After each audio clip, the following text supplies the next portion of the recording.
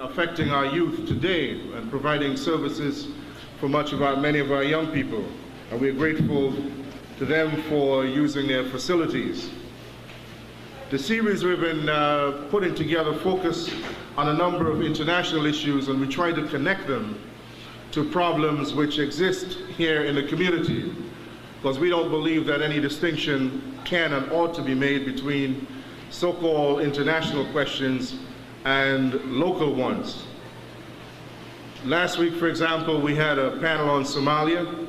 It wasn't well attended, unfortunately, but we felt it was important to bring people from Somalia into the community to discuss that problem, because we know there's a lot of confusion.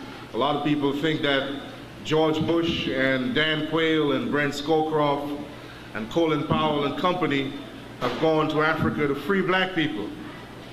So we thought it was important to get first-hand information from people from Somalia.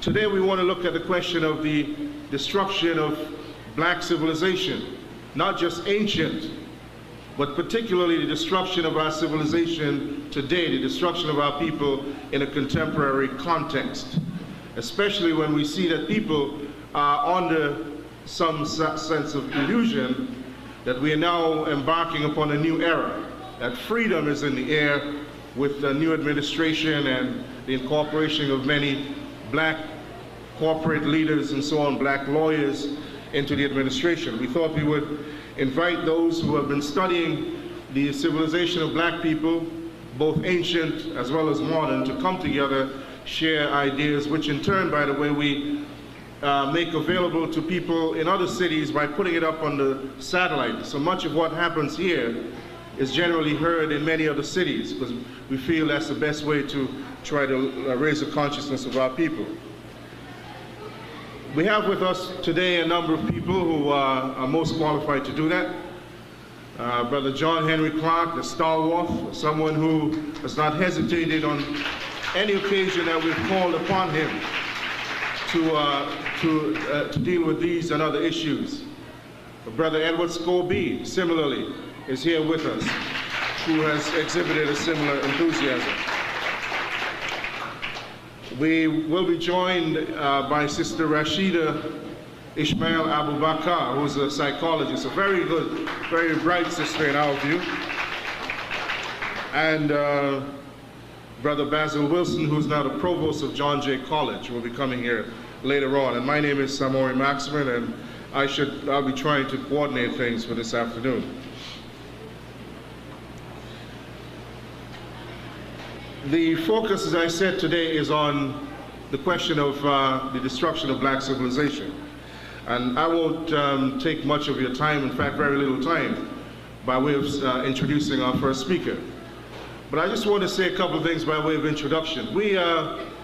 Many of us who consider ourselves to be progressive, particularly the so-called black nationalists, and especially the so-called black leftists or black Marxists, whatever that is, or those of us who consider ourselves to be socialist-oriented. We always talk about the great crisis in which capitalism finds itself. We're always talking about how America is in decline, and Britain is in decline, and Europe is in decline. And I suppose I have to confess personally, it makes me feel good when I say that. But I'm afraid it doesn't jive with reality. It doesn't correspond to reality. When I look at the direction in which the world is going, I look at Ethiopia. I look at the political economy of Ethiopia. I look at the health and social services of Ethiopia. I see that Ethiopia is in decline. When I look at Somalia, and I look at similar institutions, I see Somalia is in decline. When I look at Jamaica, I see that Jamaica is in decline. Whether you're talking about the proliferation of narcotics, whether you're talking about crime and violence, fratricidal violence, whether you're talking about the sort of a retrograde economic program that is existent there, no matter what you talk about, we are in decline in these societies. In central Brooklyn, in Harlem, in south central Los Angeles, we are in decline.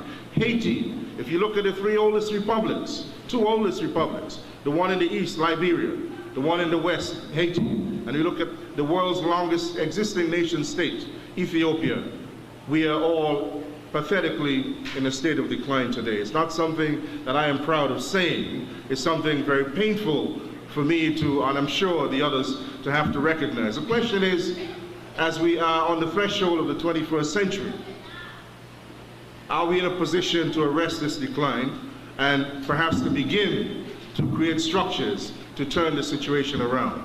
500 years after Columbus, what would year one after the first 500 be? Are we going to change the course of history and put ourselves back into control of our own destiny? That's the central issue we'd like to address here today. I know that many people are sort of excited, as I said, by the changes which are happening here in the United States. We look at people like Ron Brown, and we are proud. The good congressman from Harlem, Mr. Charles Rangel, said that it is great that Ron Brown represented the government of Haiti because he represented the Duvalier government, and that did wonderful things for the people of Haiti. They think that Mr. Vernon Jordan is a wonderful man and is doing great things for the people of the United States, for African people, by being there.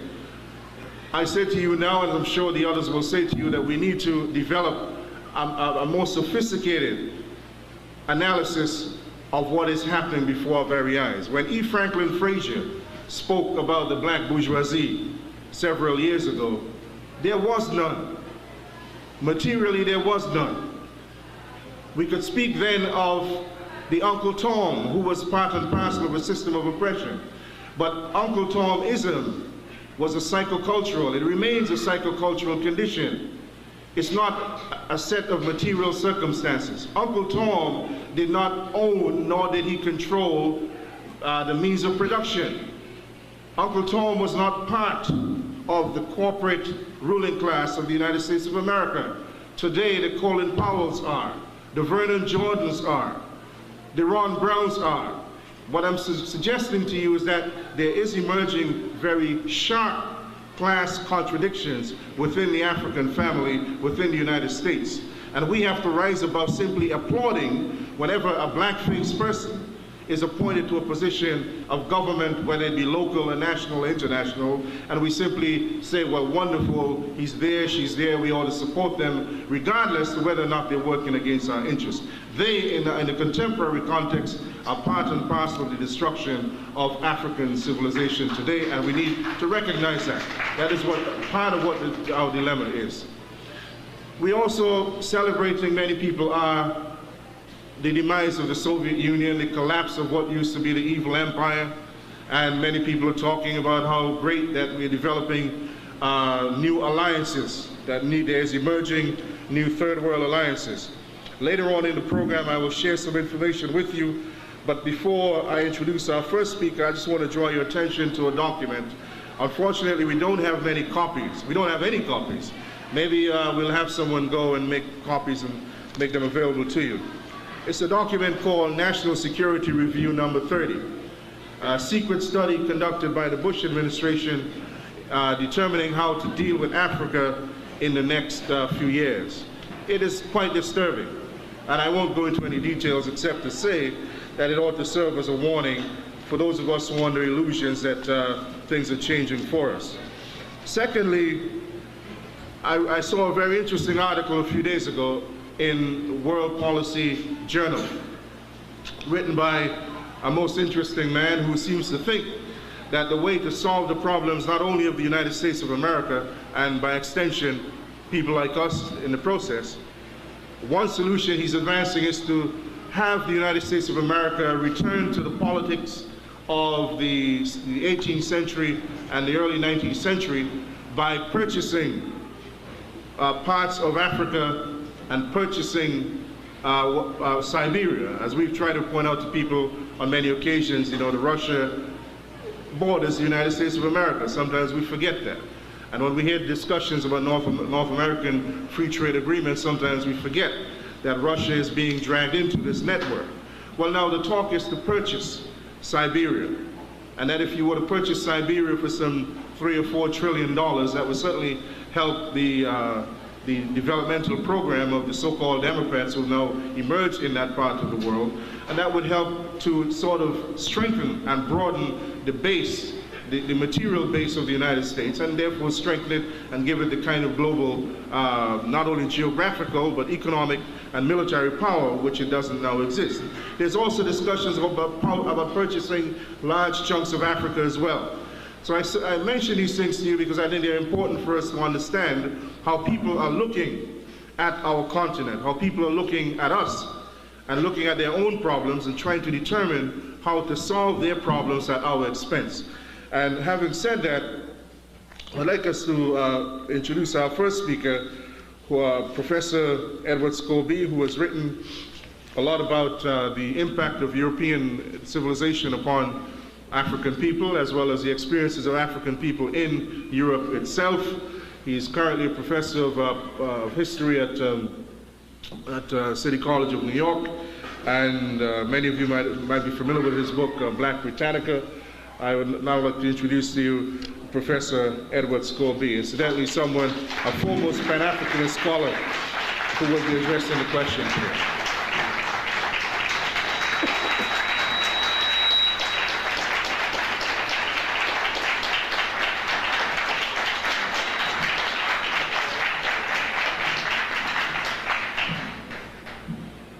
What's up, brothers and sisters? What's up?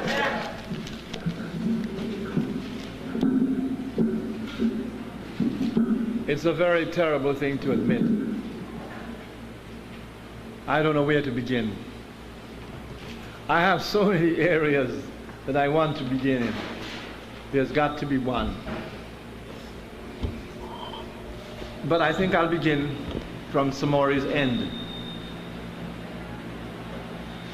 Brother Samori said a while ago that the United States and the other white powers that be want to buy certain areas of land on this planet. Let me remind you, my brothers and sisters, this is nothing new. Even during the time that America was a colony of Britain that has been called great for reasons that I can't find, America has been trying to buy lands on this planet. They made a great attempt to buy Cuba. They wanted to pay as much as $40 million in those far-off days for Cuba. It didn't come through.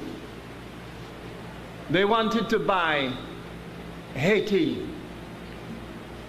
They bought the Virgin Islands, and they bought Puerto Rico lock, stock, and barrel. They didn't even buy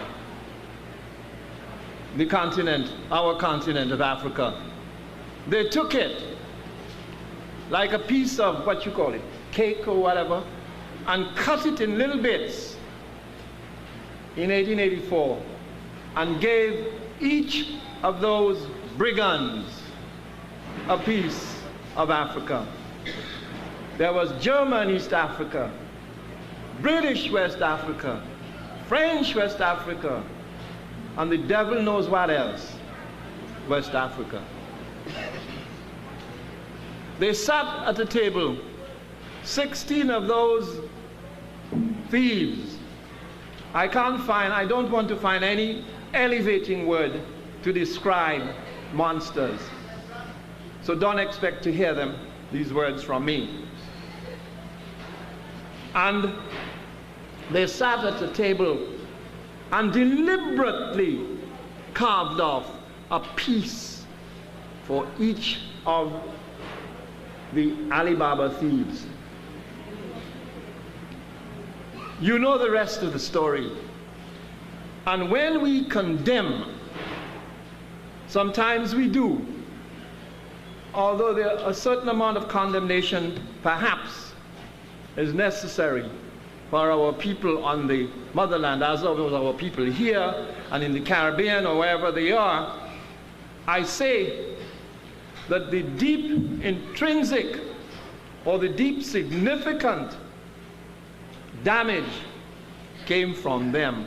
We are suffering in Africa and elsewhere from the carving up of lands by people who had no use, who had no respect for what they called in those days even tribal groupings, for groupings of land by virtue of language. Imagine two brothers in the Cameroons. One grows up speaking French and the other grows up speaking English, with two different false cultural habits. No wonder it is said that we are confused. But this has been happening. The same thing happened in the Caribbean. A lot of different lingos are spoken in the Caribbean.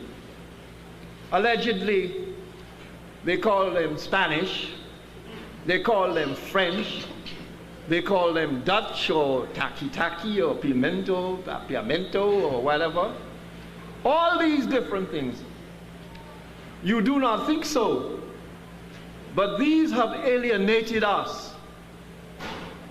Language is a barrier, my brothers and sisters, a barrier that was used in those colonial days to separate. They got a lot of other things that they used, class and color and complexion and whatever, to do the separating. Islands of birth, mainland, you know what I'm talking about. And it's still separating us right here in Crown Heights still. The only remedy for us is to go back to source. The source that the great Chancellor Williams was talking about. Chancellor Williams examined the African before it was contaminated. He wanted to see what the African was like before the contamination of countries that had come there and colonized. He wanted to know what we were like before the virus had been pushed into the bloodstream. That's what he wanted to know. What we really did. What did we have to say? What did we offer before those others came in? That is the measure of the greatness of his book. And he makes no bones about it in saying, you know exactly what we did. Every Tom, Dick, and Harry among us, from children way up, know what Africa did before the unfortunate meeting, the unfortunate clashing with those other people, those brigands who allegedly came to colonize. But colonize is a method of stealing, of burglarizing lands. You know what happened. And Chancellor Williams goes into it bit by bit by bit. And he said something that I want to bring to your notice. And my esteemed brother, whom I love greatly, sitting over there, Dr. John Henrik Clarke, he said the same thing. And what they said, let me just tell you, just briefly what they said. What happened to Africa? What happened to Africans? And why it happened? I think we know now why it happened. All of us in here are aware of what happened and why it happened. But you know something? Present company here excluded and some company elsewhere. But we are not making any attempts to make sure it does not happen again. And it is this. Dr. Clarke and Dr. Chancellor Williams said, they have both stated time and time again that the African had a belief in the universality of God in all people, unfortunately in all people. And this allowed us as Africans to embrace the European as a brother and grant him access to African soil, thereby setting the conditions of the destruction of black civilization. It began then. We still give them the benefit of the doubt. There are some of us who call it integration. We are stuck on the word integration.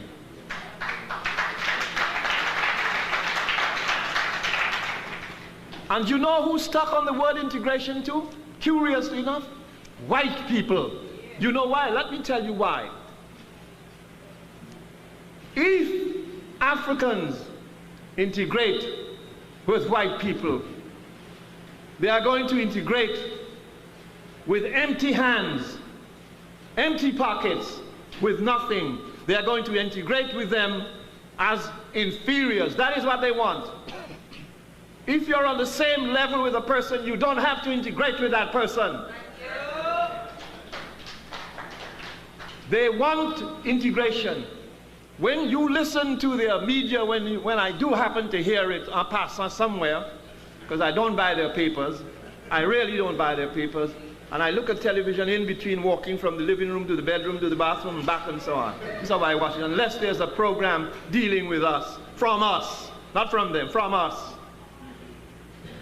And you know, you'll find them saying, what are you saying then? All of them are saying, what are you saying? Do you want to go and live in a state on your own? As though we cannot go and live on our, we've been living on our own all the time. All the time. But with them bending over us, breathing over us. And that is why we're in this trouble. How much more integration do we want? Do we want to be in bedrooms with them? God forbid. Integration is a word we should rub it out from an African dictionary completely. It has never worked, and we don't want it to work. I do not want it to work, and I'm sure the brothers and sisters here do not want it to work. We want to integrate with ourselves, get closer to ourselves, and let no born in Jamaica, born in Georgia, born in Crown Heights, born in wherever stop us and be a barrier to us. That is what we want.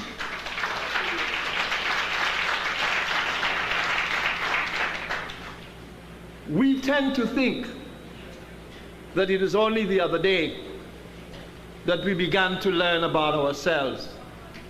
That is not true.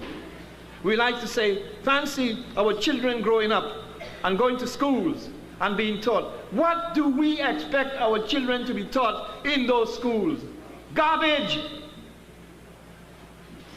There are few of our teachers who try their best, but you know what they're doing to them. You see the latest with Dr. Jeffries, what they're trying to doing to him, and they've done it to others. There is nothing at all. My sisters and brothers, let me tell you this, but I'm sure you know it. There is nothing you can say to any, the word is spelled A-N-Y, any white person, that they're not going to say, oh yes, well, but. That but carries a multitude of other buts and things. They will never agree.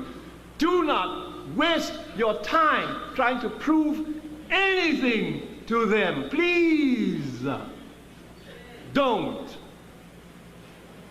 Deal with ourselves. Deal with ourselves. You think they go, up to now, they're still saying things about Jesse Jackson. Perhaps the warrants that anyway, because he may not have learned his lesson, I don't know. They'll say the same thing about Farrakhan. They'll say the same thing about Jeffries. They'll say the same thing about John, about me, about you. They ain't never going to stop. Brothers and sisters, I have 2 words to tell you about them. Drop them.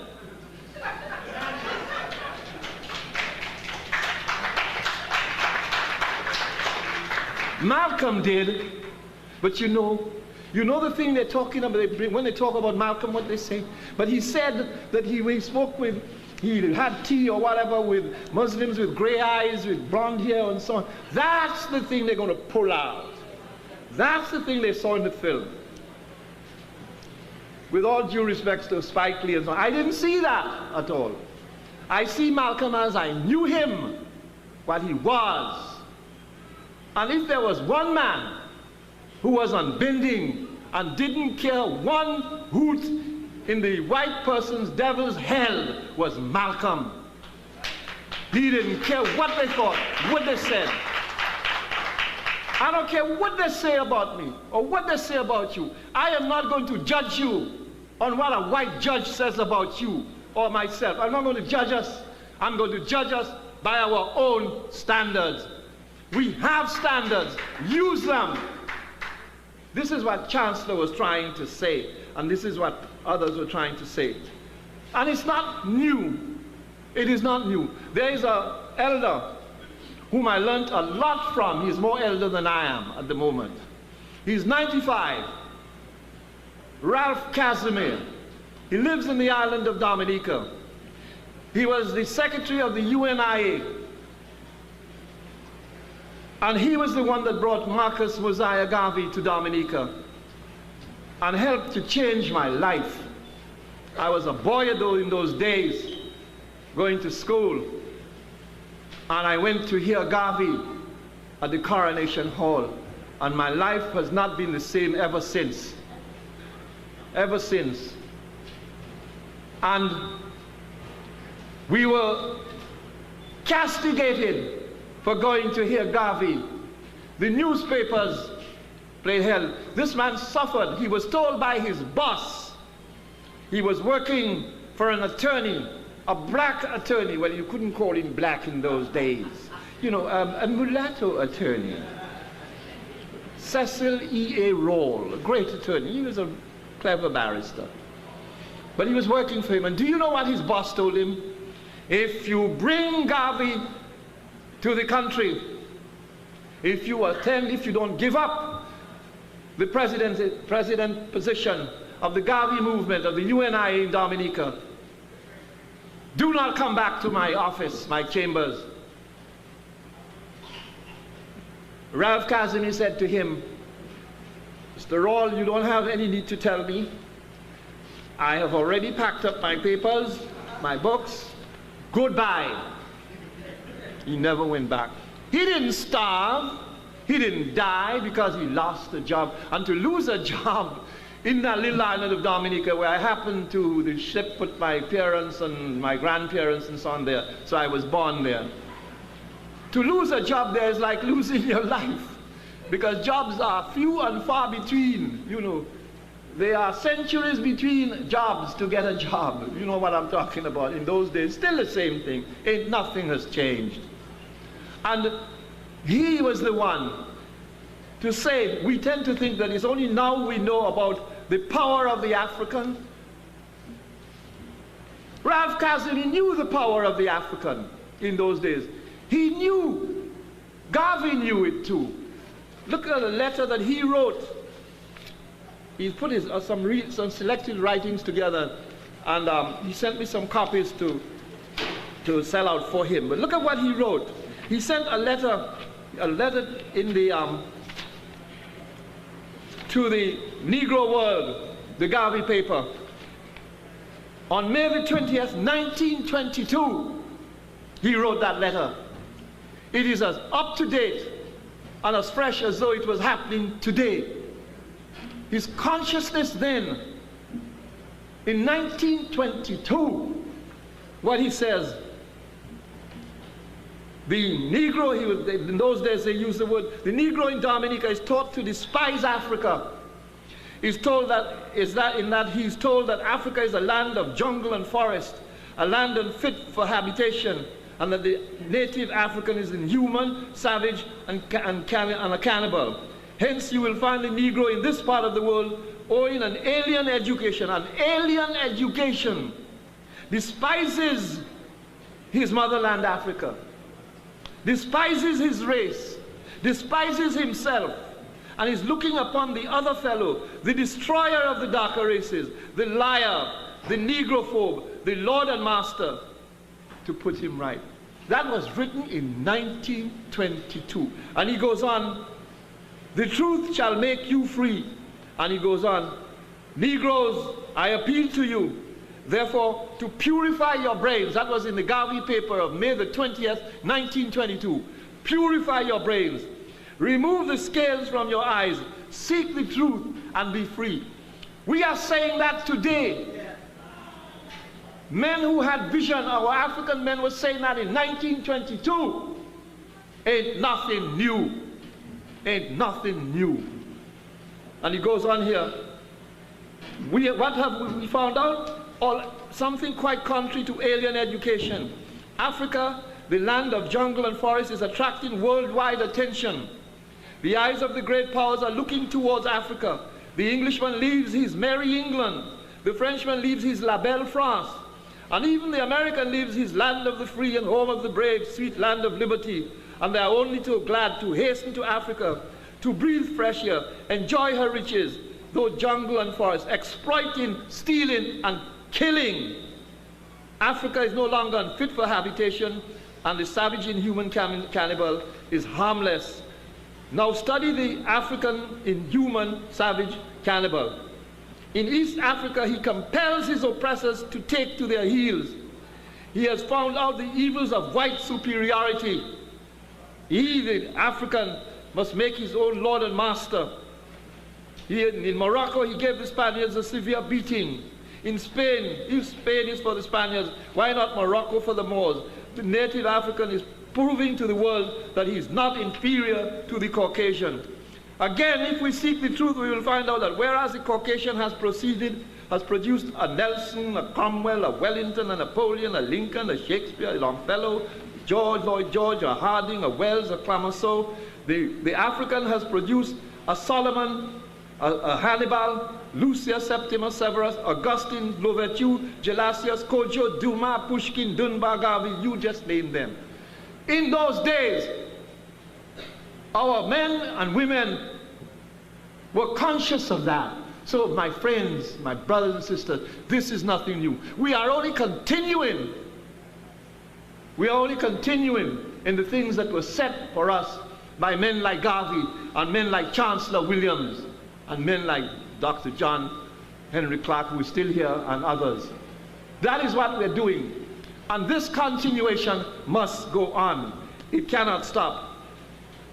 What I have to say further is, no matter what you do, I said a while ago, I'll repeat it, we are going to be the same in the eyes of those others. I said drop them, I'll even say forget them. We have to take from them what they took from us.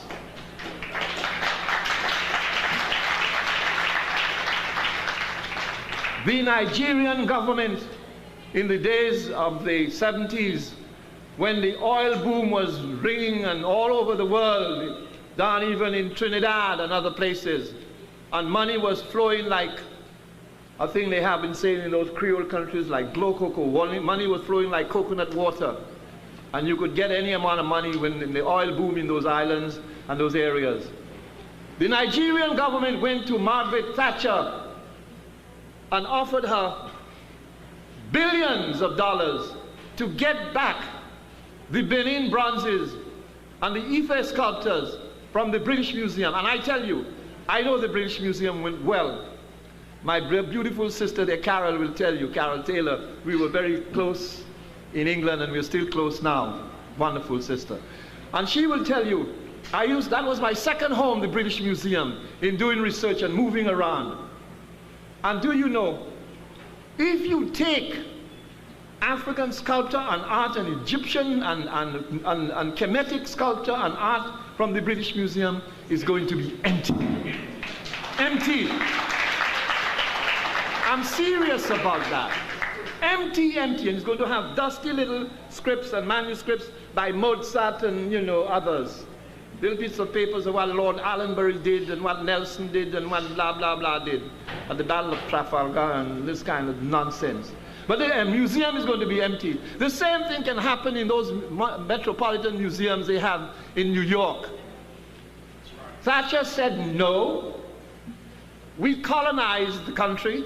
It was ours, we controlled it, so we can't give it back. Well, this is the kind of thing we're going to face.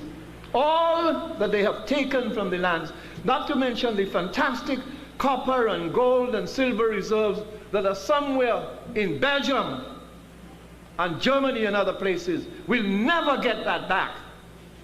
All right? Let us make sure that they don't come out and they don't even take out of Africa excreta out of Africa.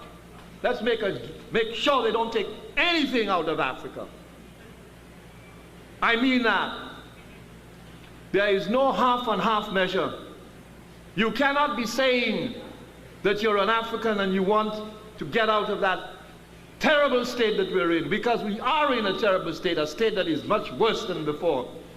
As Brother Samori was telling you, they want to go back to the old days and buy lands and pay for land. They think money can buy everything. But I tell you this, I don't know how many of you see some of those terrible, perverted shows that they have in the mornings. Every single one of those people that run those shows, it's some kind of, they're not hung up about, white people are not hung up about sex. They're hung up about sex perversions. That's what they're hung up about. You only have to turn your television set up in the mornings and you're going to see men there with beards and with high heels and God knows what else. Women that are going with women and doing all kinds of funny, strange things that they taught our young people. They taught our young people. That's who's going to rule the world still. Well, you know what's going to happen to those integrationists?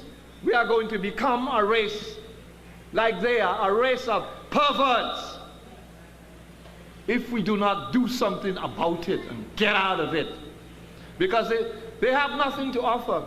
Even their own historians tell you, when they went to the Caribbean, when they came here, when they went to Brazil, wherever they went, the most low-down, loathsome white overseer took hold of our girls and did all kind of fantastic, nasty things to them.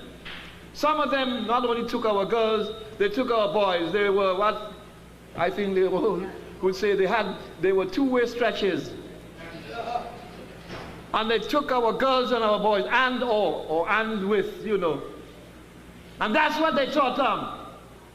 And today, my sisters and my brothers, they are trying to put this blame on you and on me.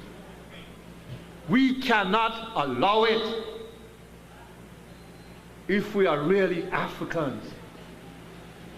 The people who are responsible for the mystery system, they did not think in that way. They did not. Even their education is stuck on one thing. They're worrying on how, they're not worrying about the other things in the curriculum. But one aspect of the curriculum alone that seems to be taking up the whole time of the media and all the big great brains we have here is the one that does with gays. As though education has to deal only with gays. And that's what they're about. White people can never rise above sex, my brothers and sisters. Let us put that in our minds and know that.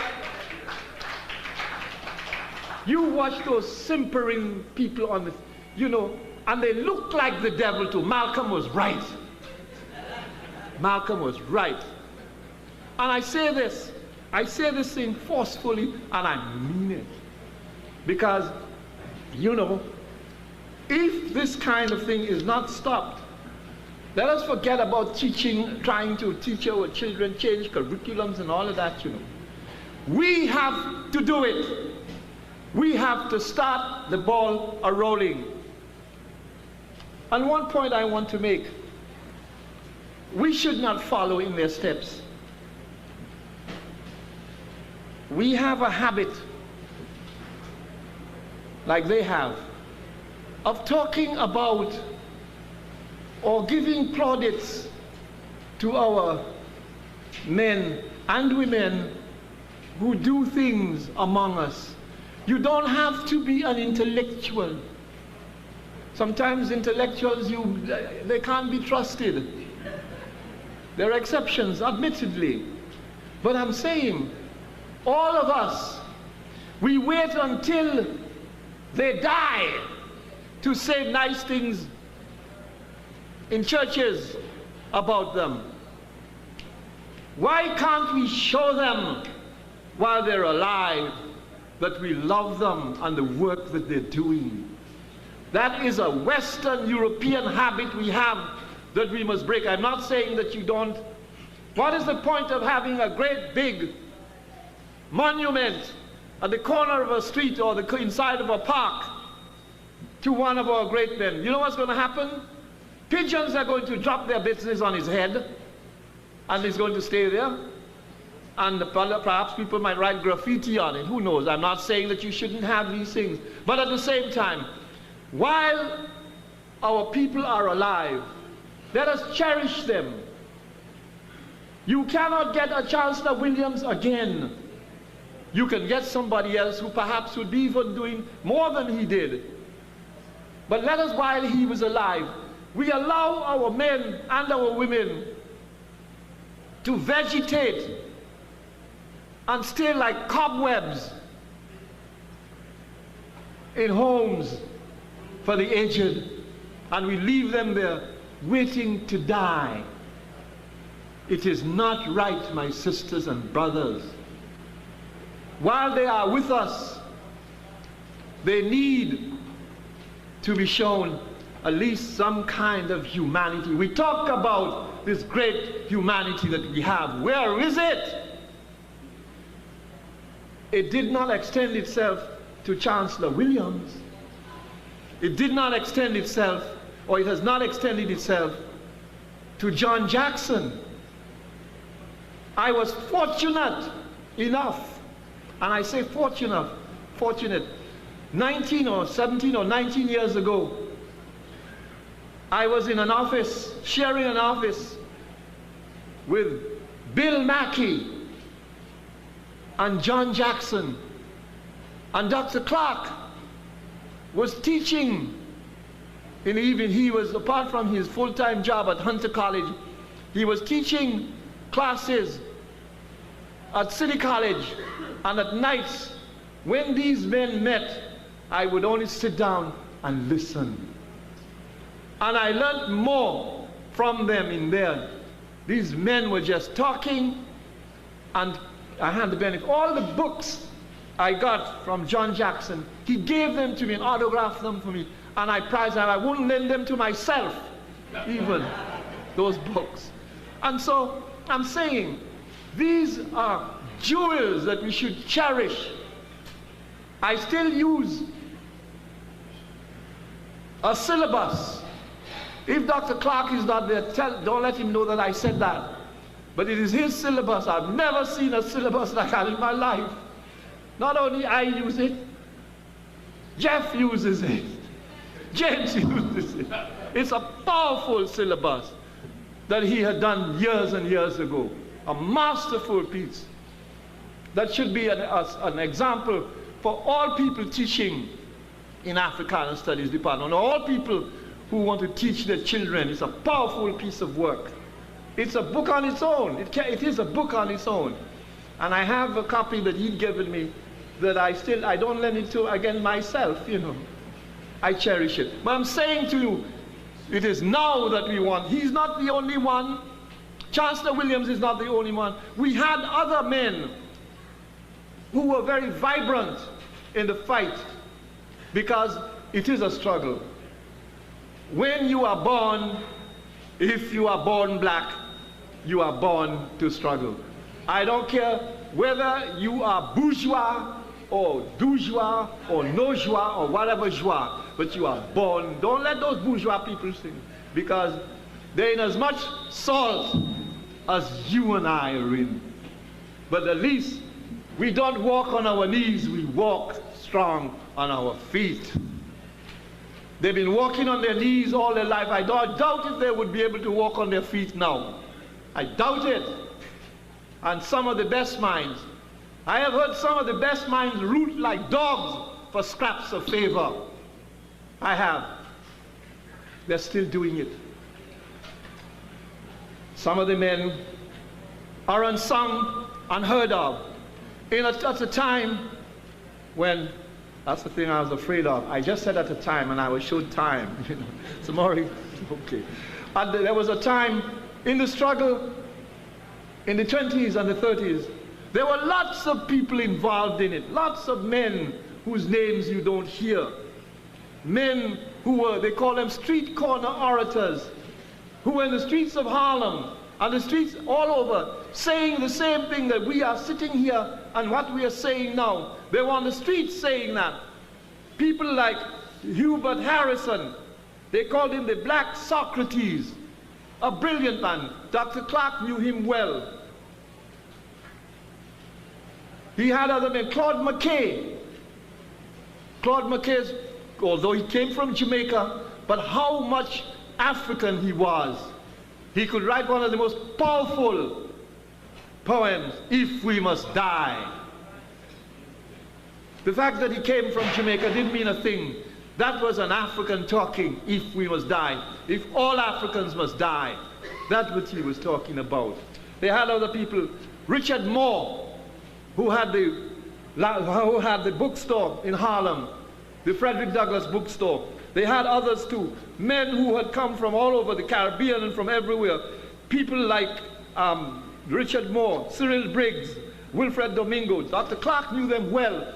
They were there struggling, street corners, doing what we are doing today. And the struggle must continue, and it must go on as it's going on. There is no hope if we don't continue it. And on that note, I'd like to tell you that Chancellor Williams made one statement, and that statement applies as well as he do. In his book, before you even read the book, he said something that should force you to read. There are those who have studied the book, like my good brother Leo sitting there, who have had it in classes, you know, study groups, and who know a lot about the book. But Chancellor said something in the book I always like to remind people of it. It's something he used here at the beginning of the book, if I can find it. And I'll depart after I have found it. And he says, oh boy, it's not there. And he's something about to do with history. Oh yes. He starts part one. He starts his book like that. What became of the black people of Sumer? The traveler asked the old man. For ancient records show that the people of Sumer were black. What happened to them? Ah, the old man sighed. They lost their history, so they died. Brothers and sisters, don't let our history die. Thank you very much.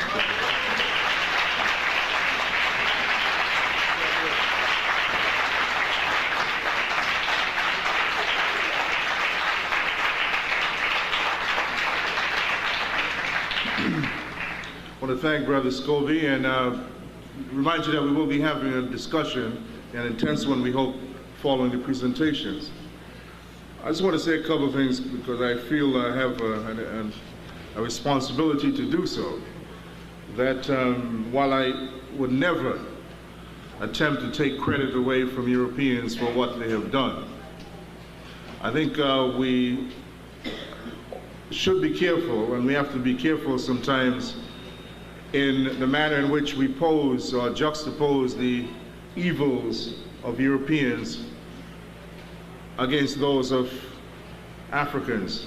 I remember John Henry Clarke once said something which, when the first few lines of this axiom or the first few words of the axiom begun to offend some people, myself included.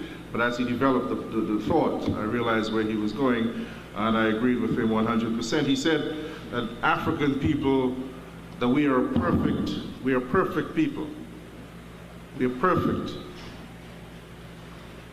And I had a little problem with that, except he went on to explain. He said, like, we're perfect like any other people, in that we have inherent in us both positive and negative contradictions. We have to have that dialectic in order to make us what we are, otherwise we are something else. We won't be human. We have our brigands, and we have our kings, and we have our altruists, and we have our traitors, and so on and so forth. Conversely, so do other people. And I think that while it is true that we should never shy away from, as I said, give people full credit for the crimes which they have perpetrated against us, we need to not, for a moment, attempt to obfuscate what others within our own families have done. I, for one, am beyond the point at which I would want to devote a lot of time to us talking about what white people have done. I think we need to continue to do that. I think as we approach the 21st century, we need to focus on the internal contradictions within the African continent, within the African family, and take a hard look at what is wrong and why we aren't going where we're supposed to go. I think when we look, well, sometimes when we talk about what happened to Africa, what happened to the destruction of the African continent? If you're saying to me that the European is not a Superman, if you say that he's not a Superman, he's a regular person like everybody else, and you're saying to me that in the 15th, 16th, 17th, 18th, 19th centuries, he came to Africa. Mind you, we didn't have the Concorde in those days. There was no QE-2. There weren't any B-52s and B-2 bombers. So a handful of people came in some sailing ships to the African continent. And after they left, the entire continent collapsed. A whole people, a whole continent was enslaved. So either we are saying on the one hand that these handful of people who came were supermen, or we are saying dialectically that he had some help. He had some help. So I think we have to take a hard look at this. Who killed Malcolm X? We understand that there are forces behind, but we're not going to make any progress until and unless we recognize the enemy within. I am saying to you that we must come to grips with that. Let's not play any games with ourselves anymore. We are on the threshold of the 21st century. Who killed Patrice Lumumba? Who killed Amilcar Cabral? Who killed Walter Rodney? Who killed Mariam Ngouabi? Let's be clear about this. So what I'm saying, let's be clear about what the others have done, but let's be clear about what we are doing to ourselves. You don't have those locks on your doors because Harry Bernstein or Louis Shapiro is about to take your mother off as she's coming from a nursing job at night. Let's look at what is wrong. Let's look at the root of what is wrong. Let's not take credit away from anybody else, but let's look at ourselves. I just want to reinforce that. I'm not saying to suggest or negate anything that was said before.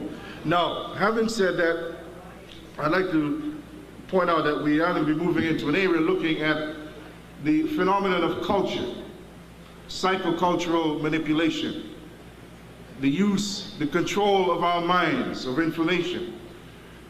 I don't believe that anybody in this room, or anybody who knows how to read, who has read a book, who has written a page of paper, can argue that over the years, over the centuries, that information has not been the major weapon against the emancipation of African people. As a major weapon in the arsenal used by our enemies against our emancipation.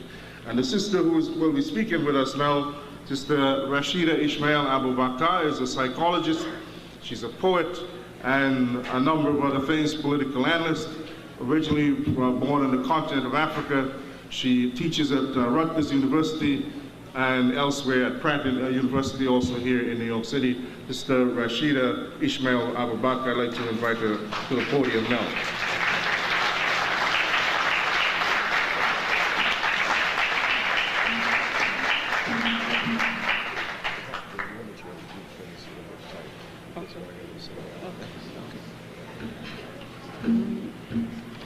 I'm really sorry. Fine, thank you. I want to say how intimidating to some extent it is to be here this afternoon. When I first came here to study, it was my intent, along with a few of us, that we were going to be this new group, this new cultural group in Africa, in particular in West Africa, who was going to bring about a whole new cultural movement and a theater. And I was going to be Africa's first opera singer. My husband at that time was going to be the first musician who would connect the music that African people had created in the West with the music that was still being done in Africa. And we came here and went to our universities and found ourselves looking for the American Negro and not being able to find them because in so many ways, physically, they looked like us, so we couldn't use the physical criteria. And then we tried to find another way that would tell us where these American Negroes were. It started to boil down to what we could perceive would be a kind of behavior that was culturally based. Finally, we found that there was such a minuscule difference that we couldn't use the term anymore. So we just started to see them as another part of the family. But there were cultural and, I would say, political forces that were working from the very onset against it. At the beginning, it was extremely subtle, so one didn't always understand what was happening, what was actually happening to one, and also what one was seeing but not seeing. It was perhaps in '61 when I was about ready to graduate with my bachelor's that everything kind of came to a head. Patrice Lumumba was assassinated, and there was a call from a group of students born on the continent, the All African Students Union, nationwide, to make a very strong protest. And it was in this process that I really began to evaluate what my contribution would mean to Africa and to African people. After graduation, I went home and worked for about a year.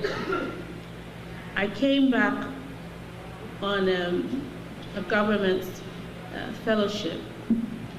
A part of it, at least 45 to perhaps even as much as 60% of it, was supported by the United States government. When we got here, we were given about a 2-page list of places and people who were deemed, I'm trying to put it delicately,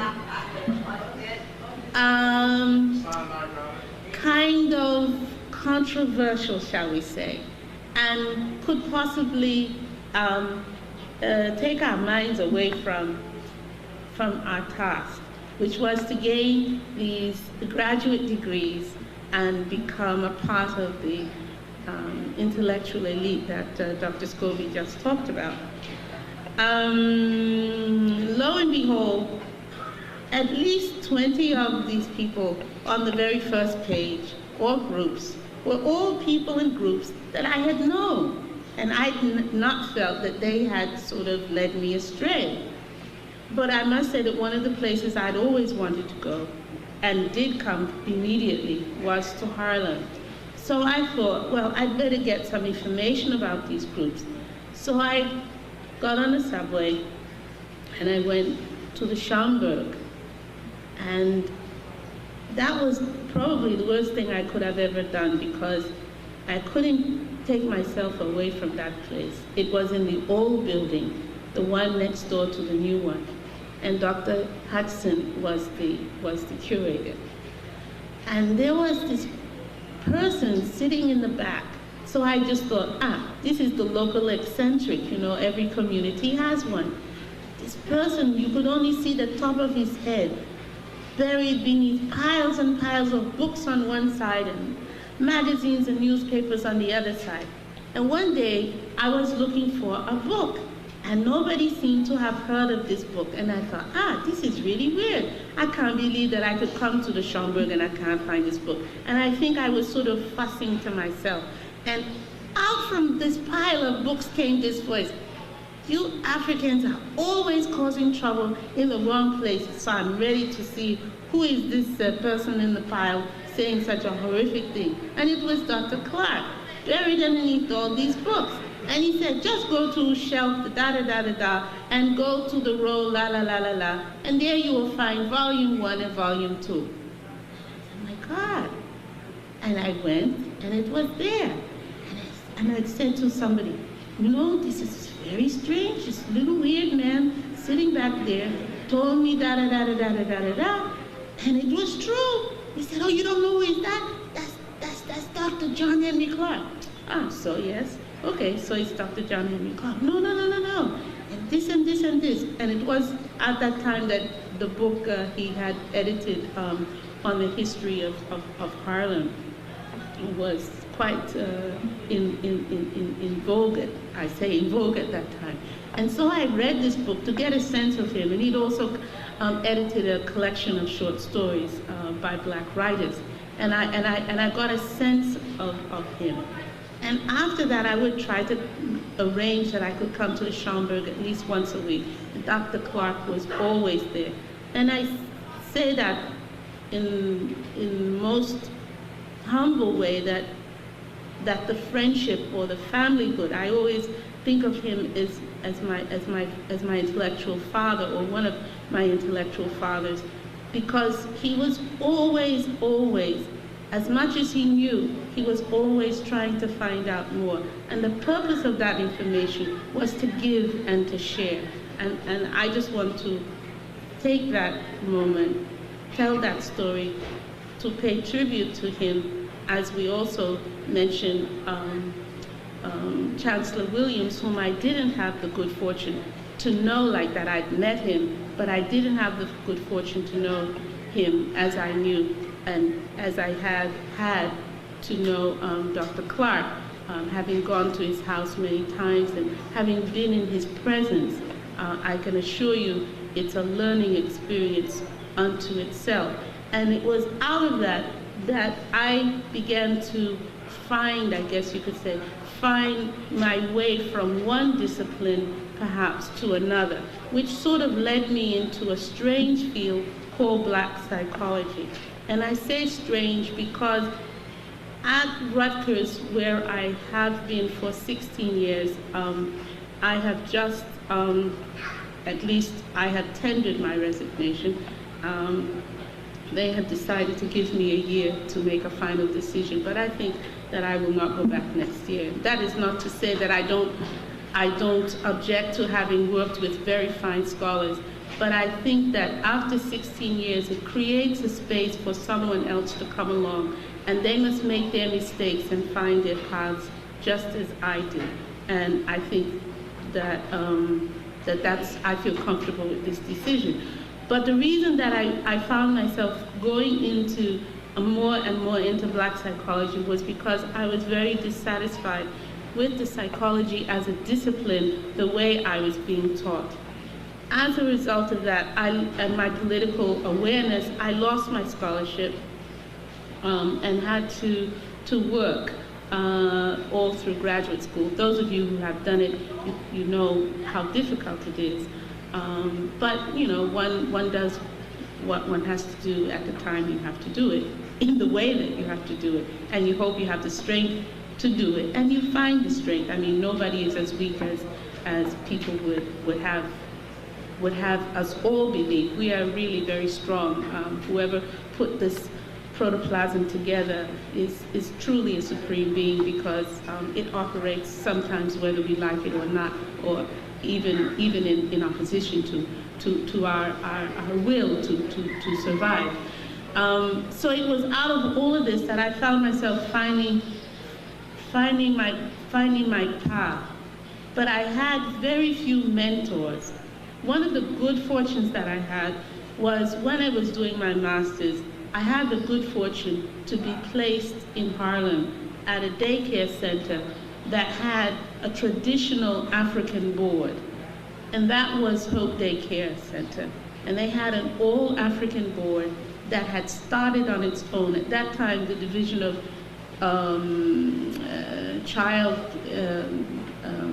early childhood was under the division of the welfare department, and one could bring their children there for other reasons. I'm telling you all this for a reason. I hope I'm not boring you. At any rate, it was there that I met, and through the board, that I met Dr. Margaret Lawrence, whose daughter has immortalized her in Balm and Gilead. That was Dr. Margaret Lawrence, and Dr. June Christmas, who became the first Black Commissioner for Health. Those two women, along with Lillian Vaughn, who was my site supervisor, those three women, but the latter two in particular, really helped me shape and focus how I could remain in a discipline like psychology, and told me literally to use those things that I knew and to find a way to merge them. And they didn't think me crazy. They didn't think me silly. They didn't think that I was trying to do a black-white behavior. I wasn't trying to create an alternative of white psychology as a discipline and color it black. I was really saying very much what Chancellor Williams says, that the concept that African people and that Africa is an empty vessel that can only be fulfilled from without. He says that is when the destruction of Black civilization began, when this vessel began to be filled from without, that it was a negative encounter, and that it increased in its negativity, and thus it thwarted the possibilities for the constant rise, the rise of rightness was constantly under attack by the negative onslaught. And so all of these things, and all of the people that I was meeting, and all of the excitement of the 60s and the 70s really propelled me to study more and to listen more and to try to find some way that I could stay in behavioral sciences, but find a way that I could focus and know when a particular modality would be more effective for African people, because I had made a choice that those were the people that I preferred to be with and to use my capacities for. And it was along this whole process that I came to where I guess I found myself struggling 16 years ago. Very basically, Black psychology, as I have been teaching, comes out of a theory, not necessarily a theory in the sense of a hypothesis, but it proposes that African people are a non-dichotomous people, and that their existence is the manifestation is the positive manifestation of the existence of God. Now, that could be termed as a materialistic God, which a lot of people who have read Marx would understand. But what it means is that religion, or a sense of ethics, is the essence of African development of the psyche. So that there is no original sin. Therefore, the color that people are is neither a blessing nor a curse, but it is rather a reflection of climate and all of those things that identify a person or a people with land, with flora and fauna, and with whatever god or gods they believe operate in that territory. So you take away the notion of original sin, you place the human being in the center of his or her own life. Therefore, the drama, the enactment of their behavior, the enactment of their activity becomes ethical. And it is ethical because they are the positive manifestation of God, not the negative manifestation of God. Therefore, to be black is not the manifestation of the sin or the curse of God as the inherent evil of African people. This life then is ordered around three basic principles. One is the moral order, the other is the natural order, and the other is the one which encompasses the Godhead. First, it places the human being in relation to all other things. It says that the human being has a responsibility for being at the top of the animal pyramid, and therefore it has a responsibility for itself and for all other species of life. The primary responsibility is to respect and to take care of, one, the human species and all other animal forms, flora and fauna, which you could say today is basic ecology. But our parents were talking about that at the very beginning of time. There is also the relationship between the human species, one to the other. That is the relationship of people within a family. It is the responsibility of the parents to be the custodians of the life. They are only the custodians, and the primary purpose of parents is to take care of the generation to whom they are the custodians, so that that generation will, one, be the continuum, and two, the affirmation that a supreme being or God does exist, because it is that group which will be the potential for the parents of the future. At the same time, they are assuring themselves of ancestral or antiquity, because they will become the grandparents of the children to whom they are caring for at that time. So that the things work in a kind of a triad, but the triad is overlaid from the center going backward, rather than starting in the middle and going forward. The future is only assured because the present exists. The present exists because the past exists. Then you have the relationship of, and the acknowledgement of what the environment does. Everybody, most African religions say that they know who their gods are by the particular gifts that they give. In my area, we say that the bananas are gods, and fruits and vegetables that grow wild, that do not require human hand. Those are God's promises, or I'm using God as a generic term. Those are God's assurances that this being will never forsake, because it will provide the sustenance of the creatures that are created. So that there is this inherent then activity, which that is what I call behavior. It is the activity that we engage in, and so therefore the behavior is supposed to be good. And therefore, when you do your duty, it is a form of worship. So that there is no separation between when you worship, how you worship, if you worship, and if you live. To live is to be in a state of goodness. And that is the balance that we struggle for. So that when we talk about what Samori is saying about recognizing that part of us that doesn't do what it should do, when we violate the order, when we do not, as my grandmother used to say, if you give your brother bread for stone, he will give you back broken teeth. That is what we have right now in Africa and in the African world. And it's this part that I'd like to focus on now and sort of bring it to a close. What we have done is we have seen ourselves surrounded by a superhuman strength that is called white people. And we have seen ourselves within the interior of that as a weakened, victimized people. Psychologically, it then means that we have been rendered destroyed. It is only in the reclamation, the restoration of the Black psyche that we then take ourselves out of this malaise and put ourselves on the stage of humankind.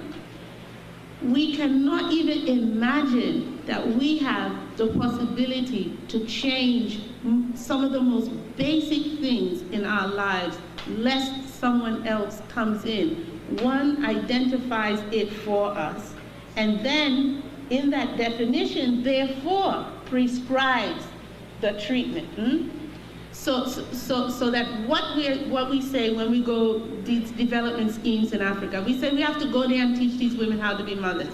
But they have been mothers all this time, and when they come, they find people. The illnesses that they find, who is responsible? Everybody wants to say who is responsible. When people are left alone, they create and develop within the context of their land, of their geographic, and of their cultural space. You can bring certainly certain kinds of advancements, and I use that in quotes, but the basic structure has to fit, has to be customized, shall we say, to the cultural dictates of where people are. That is, that you should not think that just because you cannot introduce tropical fruits in Sweden, that the Swedes are backward, cannot grow, and that there's something innately inferior to the soil of Sweden. It comes out of a climatic difference. Nor should we assume that because we don't have snow in northern Ghana, that there's something wrong, and therefore we must import some chemical means of manufacturing snow, as we do in Vermont. The two things are not comparable, and they can both exist in their own geographic locations without a need to compare one better or one worse than the other. And so often we get caught up in that. And that is because we haven't the ability to perceive ourselves in the center of the drama of our own lives. And that is what we have to struggle for.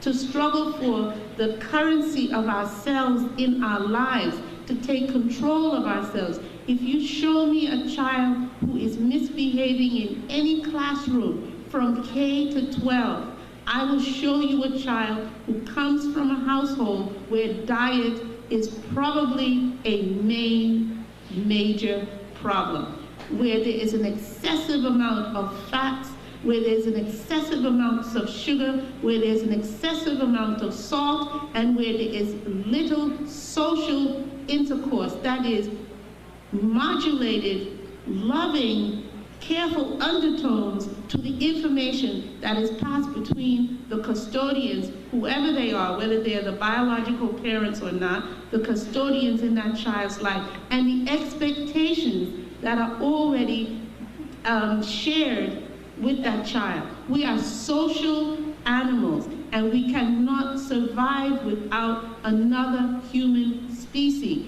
Therefore, all that we learn from each other, even when we learn something negative.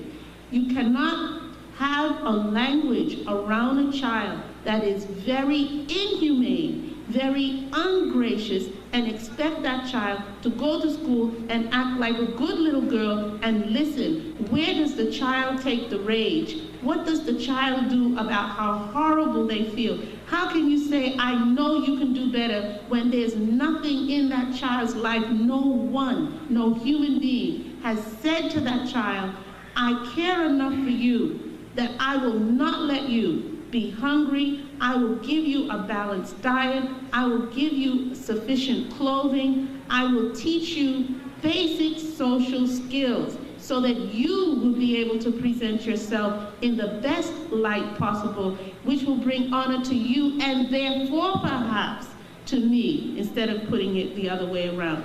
We have to redefine our goals, our values. What is it that we see in that child? The child is not an extension of ourselves. We are the custodians of our children. That means we are the primary caretakers. That is our responsibility by even having life ourselves. And it is only that way that we can continue, And that goes for all the other things that we do. We cannot say that I'm selling this particular thing because if I don't sell it, somebody else will. You've already compromised, which means at that point that you know you're doing something that is wrong. How you make it end does not take away nor begin to restore your own psyche, because you are participating in a negative activity. We have to be able to say that it's all right if we don't get 95s or our children don't get 95s on an exam. We have to be able to say, I will love you if you get a 70. I would like it if you got a 90, but I will still love you if you get a 70. We have to be able to love ourselves even when we're not as good as we would like to be. And there you can borrow a European psychologist. Maslow has this thing called self-actualization. And the last part of this test has to do with bringing all the elements of a human being together. And out of that bringing one's self into being. And he says that a self-actualized person is one who has the capacity to love themselves along with the good, and I'm using absolute terms, the good and the bad, the positive and the negative.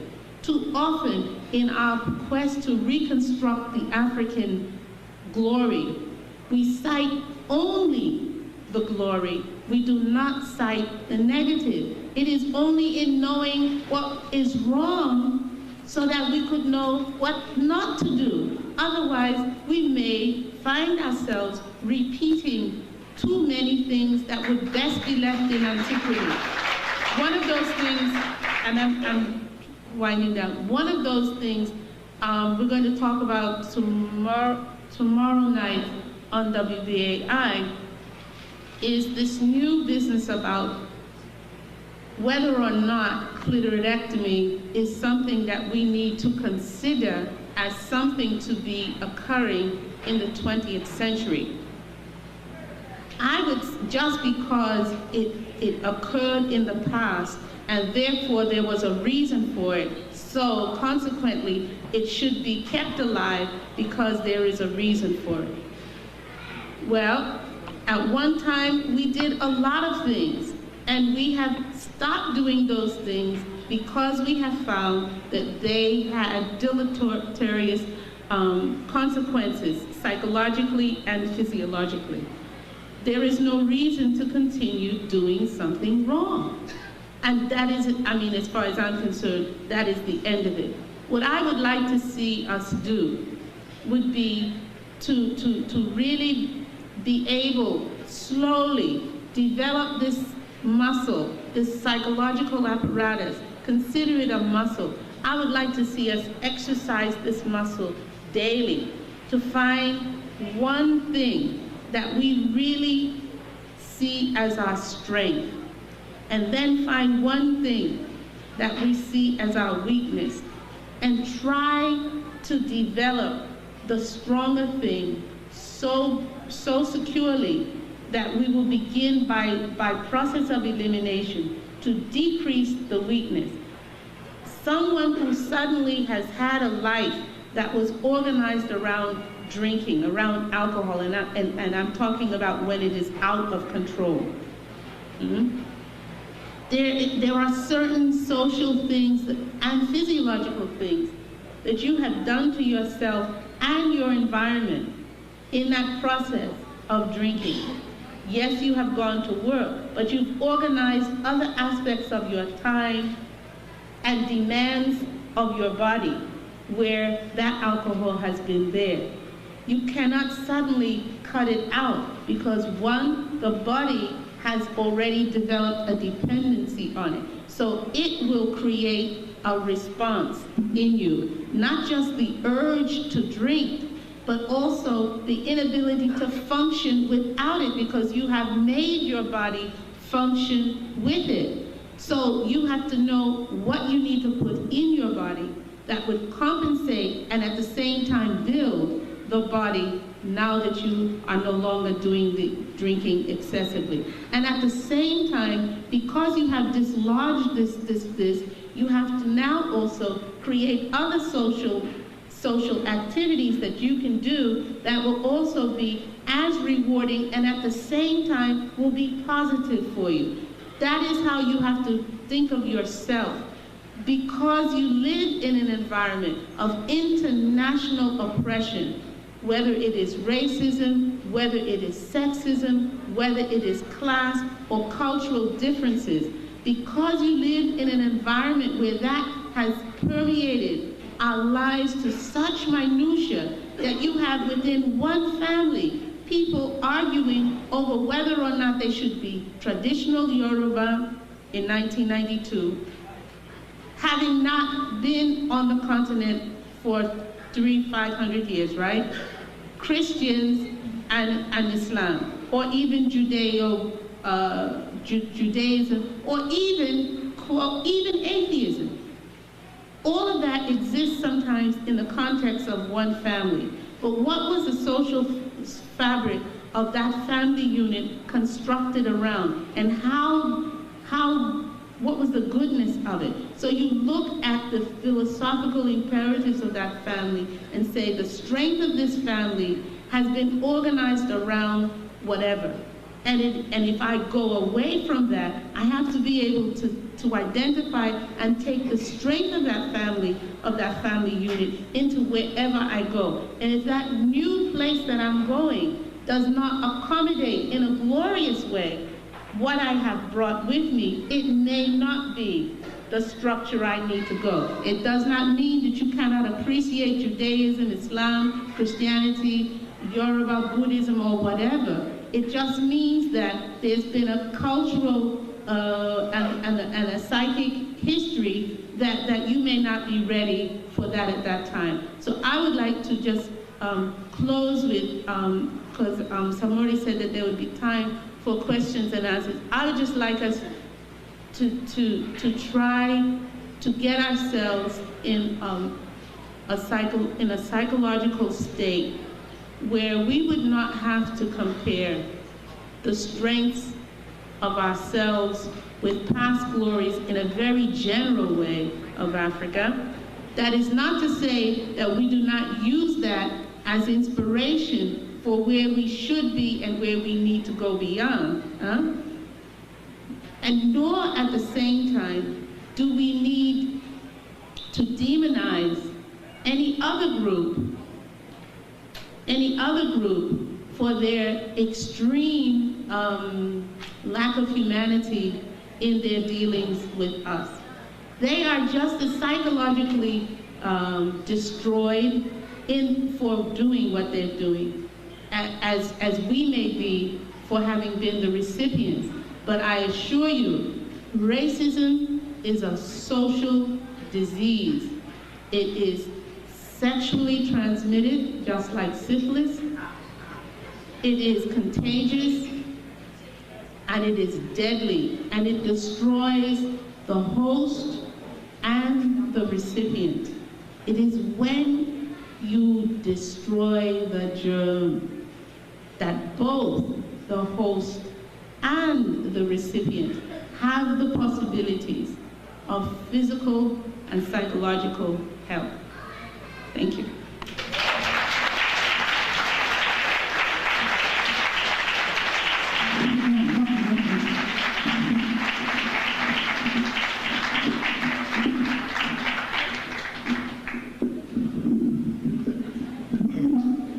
Thank you, Sister Rashida. In a minute, we're going to be introducing Professor John Henry Clarke, and we expect Brother James Smalls joining us as well, following which we will have enter into a discussion period. I just want to reinforce a couple of things that the speakers have said thus far. Brother Scobie mentioned earlier was discussing the question of our lack of control, address the issue of power and the lack of power which our people, which are reflected in our existence today. And Rashida, in discussing the manner in which the society and values which are imposed upon our young people and our family entities and all other social structures within which we exist determine our lives, also help to shape our relationship to this question of power. Many of us, in fact all of us, quoted and referred to stories, little experiences, little bits and pieces we picked up from Professor John Henry Clarke. I talked earlier about his statement about the completeness of the African family, having within it both positives and negatives. And I wouldn't wish to extend that to anybody else, since we're really just addressing the question of the African family. I also want to reinforce the point that I don't want to take credit away from anyone for having put us in the position or worked very hard and continue to work very hard to put us in the position where we are in now, which is what Brother Scobie was talking about. Our theme is the question of the destruction of black civilization. And I'm sure that Professor Clarke, in addressing this, will also talk about the reconstruction of black civilization as well. May I now please present Dr. John Henry Clarke.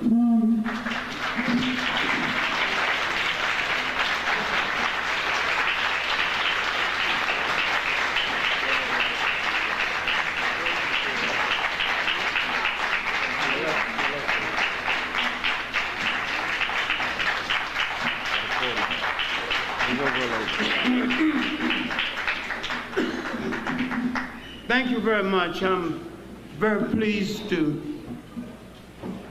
be here and be a part of this conflict. I was born in conflict and I expect to die in it. My colleagues are kinder to our enemies than I hope to be, and kinder than I'm willing to be. I do not in any way intend to let any black off the hook or shy away from identifying the responsibility we have for our predicament. Nor do I intend to rationalize anything European, because no freedom loving people ever came out of Europe. No humanity ever came out of Europe. And that every invader that ever hit the shore of every country in the world did more harm than good. We are hung up with a lie that we're going to have to get rid of. The lie about the invader and the conqueror as the spreader of civilization. No one ever spread any civilization anywhere, anytime, any place. This is just as true when blacks are invading blacks. It's true across the board. People do not invade other people's country to spread civilization. They take over their way of life, laugh at their gods to benefit themselves. Now the subject is the destruction of African civilization. My approach is that you can destroy something by neglecting it. I am always in the process of finishing a book. I write as well as I breathe because it is a way of life.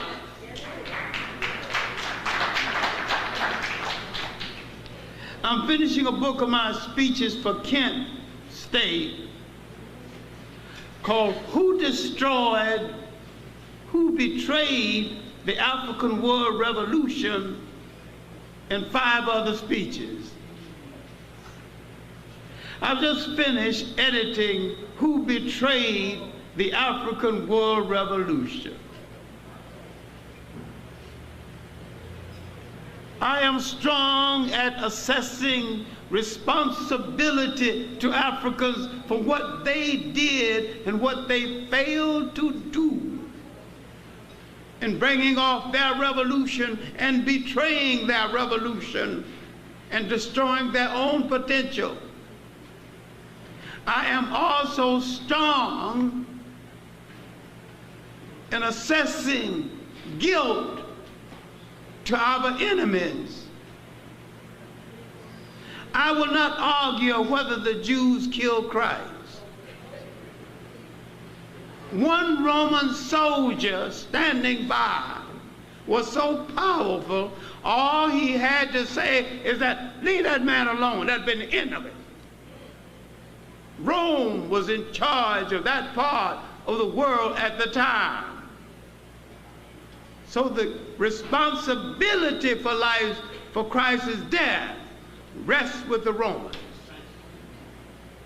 I will not argue about who was responsible for the life of Malcolm X, because the way he was killed was not a black killing style.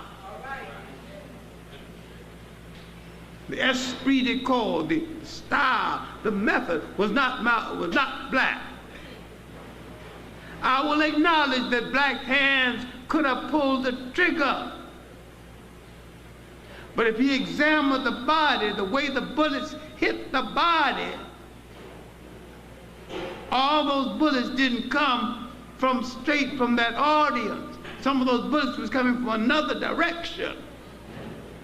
So those who wanted him killed wanted to be absolutely sure if the black assassins didn't get him, there'd be other bullets coming from another direction. We are passion killers. If you steal a black man's country, you might get away with it. Steal a black man's woman, he'll kill you.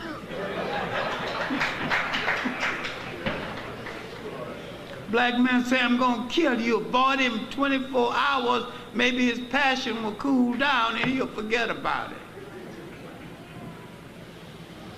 Everything has its style. I want to talk briefly on how you destroy things by neglecting them. You can destroy a flower by not giving it water. You can destroy a marriage without giving it love. You can destroy the disposition of a child without giving it a hug.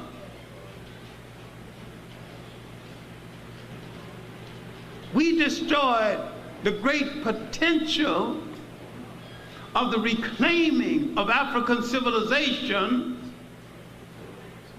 by not staking our claim at the right time. At the time, after the Supreme Court decision,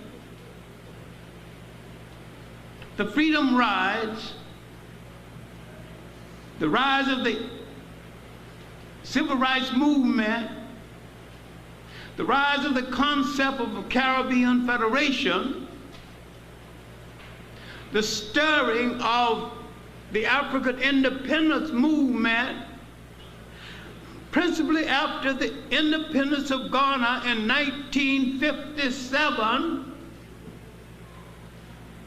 there was a merger, or could have been a merger, of the Caribbean effort, the African American effort, and the African effort. We didn't bring it together, we blew it. Everybody doing his private thing and not coming together. Now, if the black American had been understood, because he is, for better or worse, the best technically trained African on the face of the earth, although he is undertrained. Being undertrained, he is still the best technically trained African on the face of the earth. He's the one African trained in combined military operation, land, air, and sea. He's the best trained in research. He don't know what the hell to do with it, and he'll research for white folks more than he research for black people. He won't even look up his grandma. Now in the West Indies, they know more about white kings than they know about Taki and Mansong and all the traditional Caribbean leaders of slave revolts. In Brazil, they know more about Brazilian or Portuguese reprobates than they know about Zumbi and the great African rebels.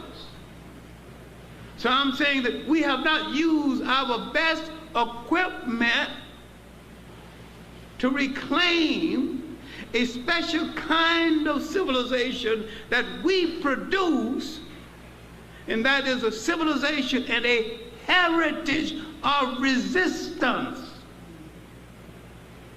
Now, in the United States, because of the institutions that we had to build, each African people functioned under a circumstances dictated by his oppressor or his colonial master. We don't talk about superiority or inferiority, better or worse, because that's stupid. We're talking about each one trapped by a circumstance of history over which neither one had any control. And each one is behaving under this circumstance as best he could. And each one must be understood in the light of this circumstance. Why then did the black American produce more entrepreneurship prior to a bag of worms called integration than any other African? Why then, come that bag of worms, he threw it away, so happy to become a part of someone else's thing, eat someone else's food that didn't taste good in the first place, but at least he was with them.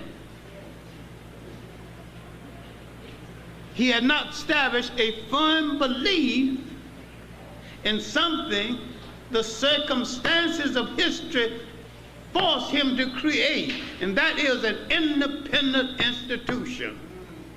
People rise and fall within the context of institutions in no other way.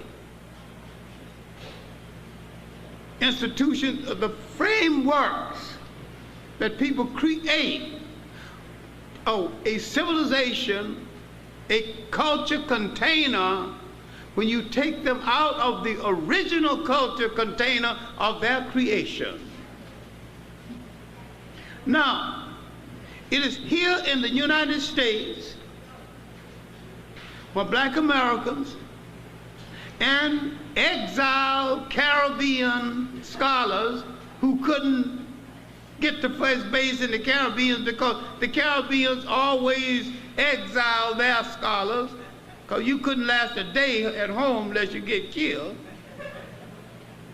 So they send their scholars over here and we become the beneficiaries of Caribbean scholarship. This is what makes black American intellectualism so unique. They not only become the beneficiary of Caribbean scholarship, they become the beneficiaries of some African scholarship that can't be understood in Africa. So having this beautiful deuce mixture of scholars, a unique intellectual being that could be called a special kind of civilization was created. This did not prove anybody was better than anybody. It proved that somebody was different, and difference is never better or worse. Difference is difference, and that's what you have to deal with. And everybody have to take that damn nose out of the damn air and understand that. We keep parading before each other based on who our master. What we're doing, we make comparative studies of slave masters. My slave master better than your slave master. Well, hell, if you're against slave master, none of them were good. Now, what I'm trying to say, I'm trying to prove how all three of us failed to make claims that we could have made, which would have put us in a position not only to make the proper claim for our civilization, but to make a claim on the world over and above the claims that we have made. We got hung up with foreigners' religion. We got hung up with concepts that we didn't create. We will not acknowledge the fact that prior to the coming of foreigners, fakers and fools to Africa, there was no word in any African language that meant G-O-D. All of these are foreign imports, and yet we had the greatest spirituality we ever had before we heard the name Christ, which is a foreign creation. We had Christianity, we had democracy, we had humanity, we had built civilizations and structures of life that lasted thousands of years without the word jail because no one had ever gone to one. We didn't have the word divorce because no one ever had one. Now you tell me this is an uncivilized people? Never heard of an orphanage because no one ever thrown away any children? Never heard of what old people's home because no one ever threw away grandma? That's a civilization. That's humanity. In my own travels in Africa, and I traveled extensively in Africa, I read every book on Africa I could get. Then I took a little money I made hustling at NBC at night. It was a semi-executive job, house manager. I was a chief porter.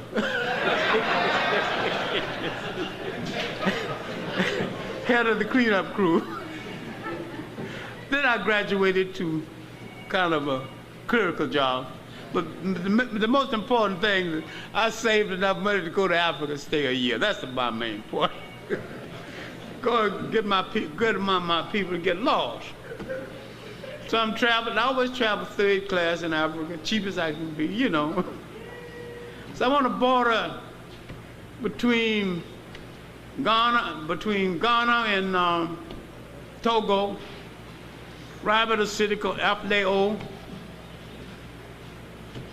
traveling with an airway who's got a family there. So they put us up for the night. They don't know me. He hadn't seen them in 3 years. They don't know he's coming. And they put us up and greet us nicely,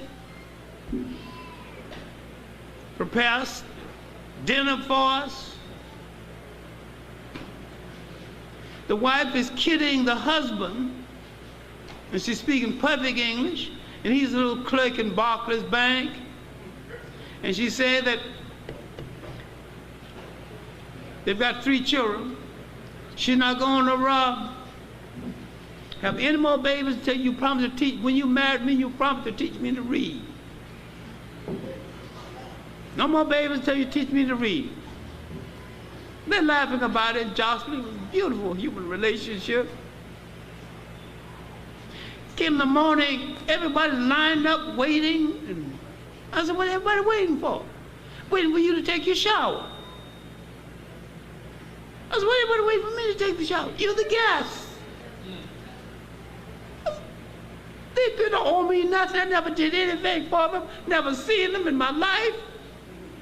Ah, you see, this is Africa's beautiful kindness, her brotherhood. This is how white people got in. White people accepted kindness as capitulation. That barbarian from that icebox in Europe don't know how to accept kindness. And he took advantage of it. Well, anyway, I took a shower, and she served me breakfast. And the one thing, I grew up in an exceptionally poor family, sharecroppers from Alabama. I was so poor I couldn't refuse anything. But the one thing I would refuse is oatmeal. And that's what she served me for breakfast. I ate every mouthful.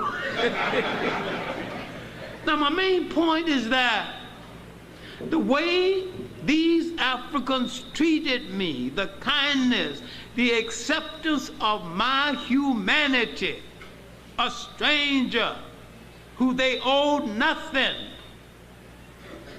was a civilization. And when I departed, she was still kidding her husband by teaching her to read. I said, there's anything I can do for you? And she said she's having a hard time getting needles. He said he's having a hard time getting a special kind of a pipe. So I sent that to them, and by the end of the year, I was just halfway joking when I wrote them, and they answered, she answered. And she made a point of it, says, I wrote this letter. My husband finally taught me to read, and I'm pregnant again.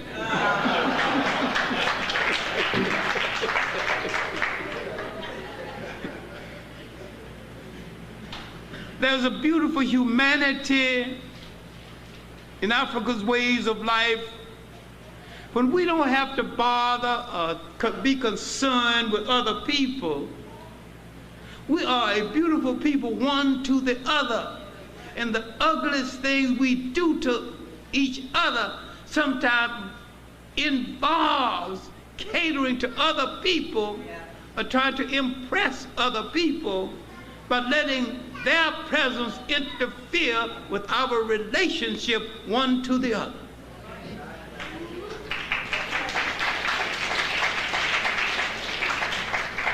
What I'm saying is that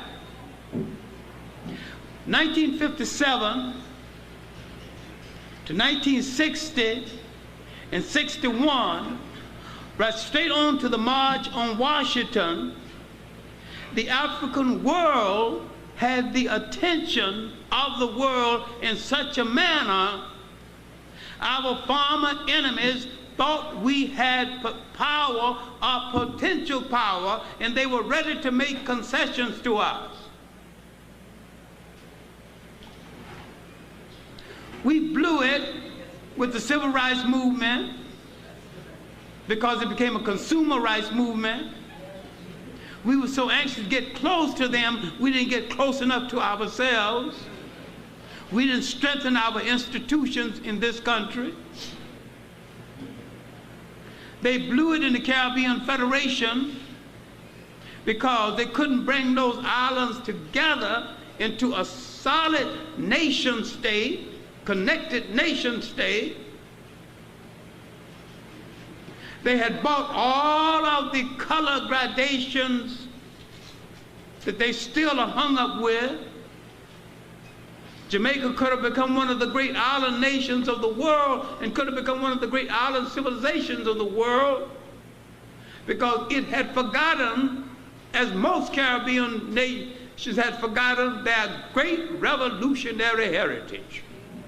No one got across to Caribbean people in general, and Jamaicans in particular, that they had had in more than 200 years of struggle, and of all the Africans away from home, they had the most consistent revolutionary heritage. Now, there was 250 slave revolts in the United States, mostly failures. Failures because in the United States we were blocked in from all sides. We couldn't win. Even if we win, we would have eventually lost. Because we did not control the exit or the entry to the revolutionary area. In the Caribbean, they had the one thing essential to the success of a revolution: the control of the exit and the entry to the revolutionary area. They had the hills. They knew the river bottoms. They had running space. And they made the best use of it and got concessions over and above that the Black American could get, and created, especially in Jamaica, a Caribbean free man who created a class of illiterate people who could contact with the African American free man in the 19th century. And what we have to do is to study the civilization of the Africans away from home in that 19th century. We have to study his claim, how he claimed his own African civilization. William Wells Brown's nonfiction, our first novelist, but study his book on Ethiopia, but study the premier African nationalist of the 19th century, who started Afrocentricity, not Afrocentricity because there's no such thing, African centricity or it's nothing, in the middle of the 18th century, 19th century. Martin Delany studied the life of Martin Delany and Robert Campbell, another Jamaican. Ruswan, a Jamaican. Prince Hall, a Barbadian, who found the Masons. You found in the 19th century, you see coming together Caribbean intellects, African American intellects, claiming the African civilization. But the greatest spokesman of them all, and the great scholar, was Edmund Blythe from the Virgin Islands. Went out in the 1850s and found his actual African family long before Ellis Haley. Wrote a classic work still worth studying, Islam, Christianity, and the Negro Race, book on African customs, book on Palestine, became president of Liberia College. He prophesied the whole Black Studies movement. In his inaugural address, 1881, Liberia College. ambassador to England on two occasions, his relatives still very much alive. I'm saying that we had 200 years of activity of claiming African civilization, and we did not compromise in making that claim, and we were very clear about who invaded Africa and what they did. And some of us were clear about something very few of us are clear about now, and that is the Arabs. The Arabs were slave traders before Islam, and that every foreign religion that has come into Africa has been a rationale for slavery. I'm not so much as arguing against religion. They're not only far more democratic, they're far more make more sense in it because they have some built-in humanity. It is easier to go and claim someone else's system and install it in your country than to look back and see, I had a system before these people got there. Let's see if that system has anything to offer me. One of the main reasons why African civilization was destroyed by whites deliberately, so that you can forget what you were before they came, is they must install a system that makes you dependent on them. Another reason it wasn't reclaimed by our intellect, because most of our intellects are intellectually lazy, and because they were trained by Europeans, they're afraid to challenge the Europeans who trained them. And they're afraid to contradict them.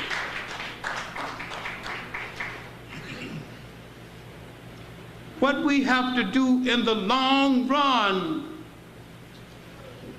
is to sit down and take a look at where we went wrong, not only in claiming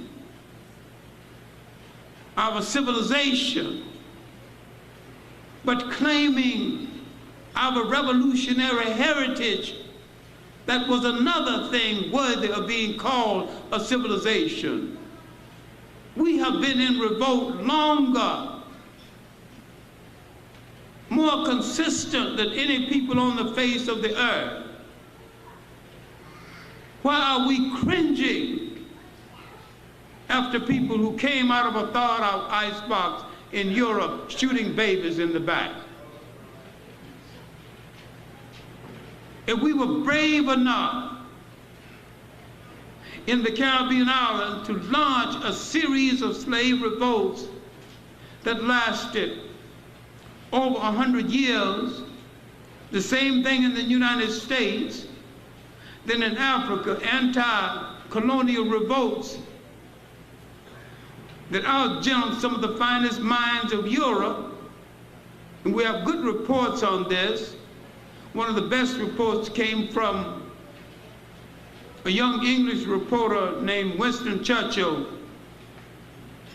There's a book called The River Wall, dealing with the British reconquest of the Sudan. Why haven't we made the best use of religion, and why haven't we made some separation of the revolutionary content of the religions of Africa? Why haven't we looked at the black side of Islam? Because most Muslims, I don't know a single black scholar who is a Muslim who is a scholar of Islam. Now you don't understand what I said. I don't know a single black scholar who is a Muslim who is a scholar of Islam. I know a bunch of blacks who are Arabists and following that bunch of degenerates as though they were people. And they were slave traders before Islam, and they still are. Most of the enslavers of children. I have never seen a single black who was a Muslim who would dare discuss the invasion of the Western Sudan in 1591 and the exiling and the destruction of the great scholars at the University of St. Khoury at Timbuktu, and most of these scholars were Muslim, including the greatest of them all, Ahmed Baba. Won't discuss it. Won't talk about it. This destruction from North Africa by the Arabs against the African Muslims in the Western Sudan, Muslim against Muslims, made it possible for the slave trade to spread inland. After 1600, Africa's doom was a sealed and delivered fact. Because in North Africa, you had the last aspect of the Ottoman Empire, the Mamelukes. In East Africa, you had the Arab slave trade and the Portuguese meeting the Arab slave, forming a partnership, destroying African civilizations there. In West Africa, you had the Portuguese and the Spanish and subsequently the British. In inner West Africa, you had a destruction coming from the north, led by the Arabs and mercenary soldiers from Spain and parts of Europe. Later in South Africa, you had the Boers, and the Boers subsequently pushed the Africans who had originally welcomed them.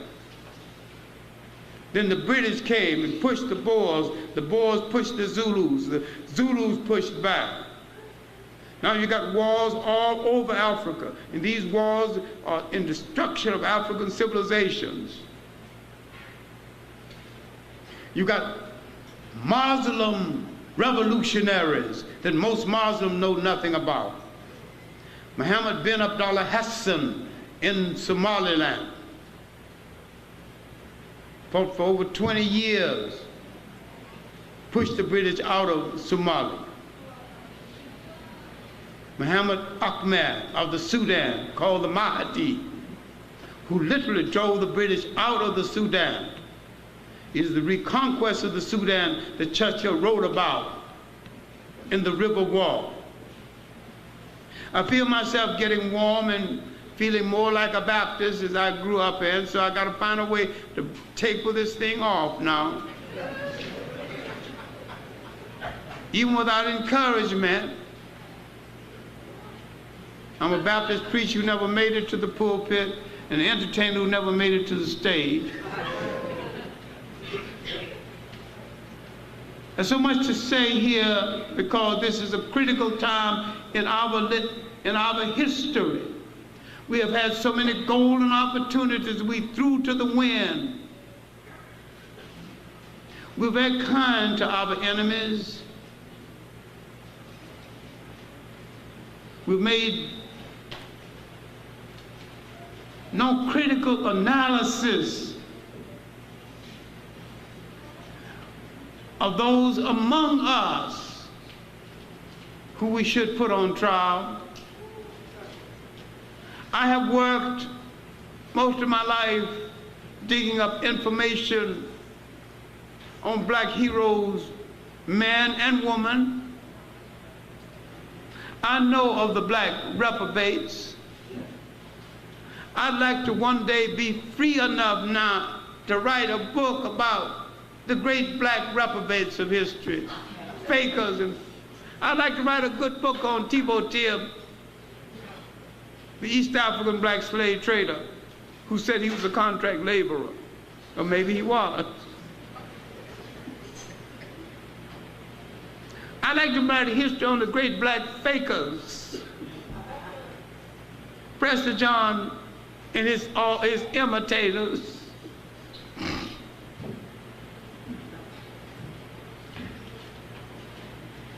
I'd like to write history of some of the blacks who masqueraded as as foreigners who passed themselves off as kings who were bastard children of bastard children.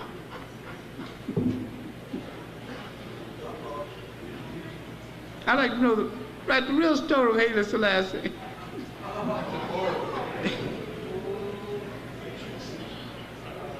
So I'm not trying to sweep all of our bad boys under the rug.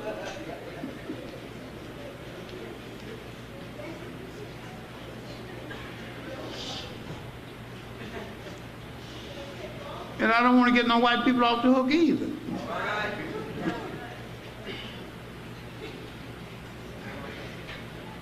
I wish black people would read a book called The Story of the Missionaries in Conquest. Stop getting so dewy-eyed over religion some people, the missionaries did teach them to read, yeah. The missionaries made the maps to show the soldiers how to take the country. The real story about the war in Uganda. What I'm saying is that I see no solution for African people, right or left, except some form of Pan-African nationalism. I've been a socialist most of my life, and I see no other intelligent way for man to live except in caring societies. And I don't necessarily have to go to Europe to get my socialism or my socialist example or my Christianity, because it's as old as functioning societies. I don't think the European character is capable of practicing socialism, democracy, or Christianity. I don't think communism failed. I think the communists failed.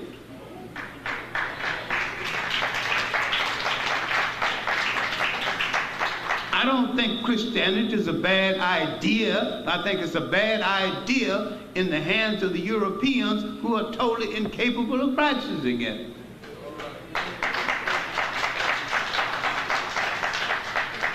We were practicing it all along without calling it any name.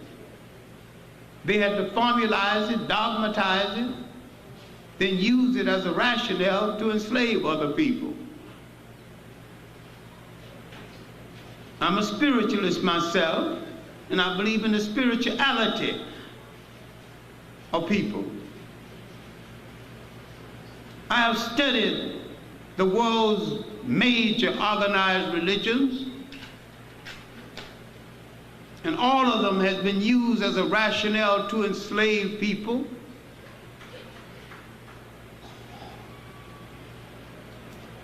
So therefore I belong to none of them and endorse none of them,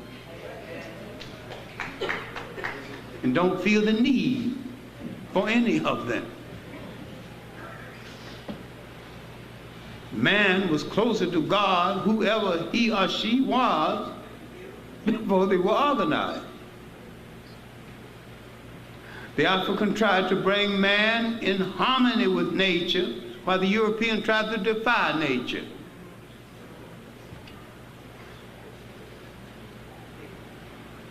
The spiritual force of the universe was everywhere, including inside of you. You didn't have to go to the church. If the spiritual force was in the water, you could stand by the water and pray. Now I maintain that if I decide to in my bathroom, I'd go in my bathroom and pray. I don't dislike churches, I dislike fakery. You have to say something. I think because we have undercounted ourselves and underestimated ourselves, we've quite forgotten that we were never a minority. There's 1 billion African people on the face of the earth. We can create industries overnight if we decided that we don't wear no underwear we don't make. We don't eat no food that don't come from one of our farms. We don't sleep on no mattress that we don't make. We don't bury our loved ones in any coffins we don't make. We take the coffin industry away from the mafia.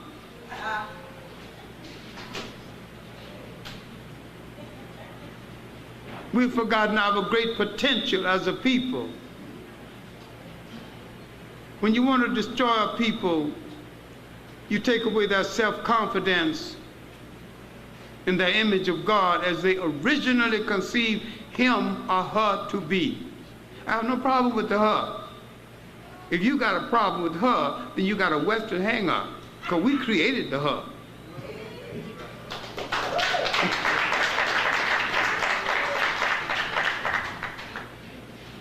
Research can't deal of the culture unity of Africa.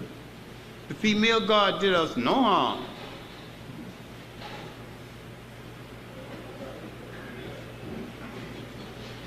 If you've been listening to Hollywood and all the bad movies, then you might think her is somebody with a whip.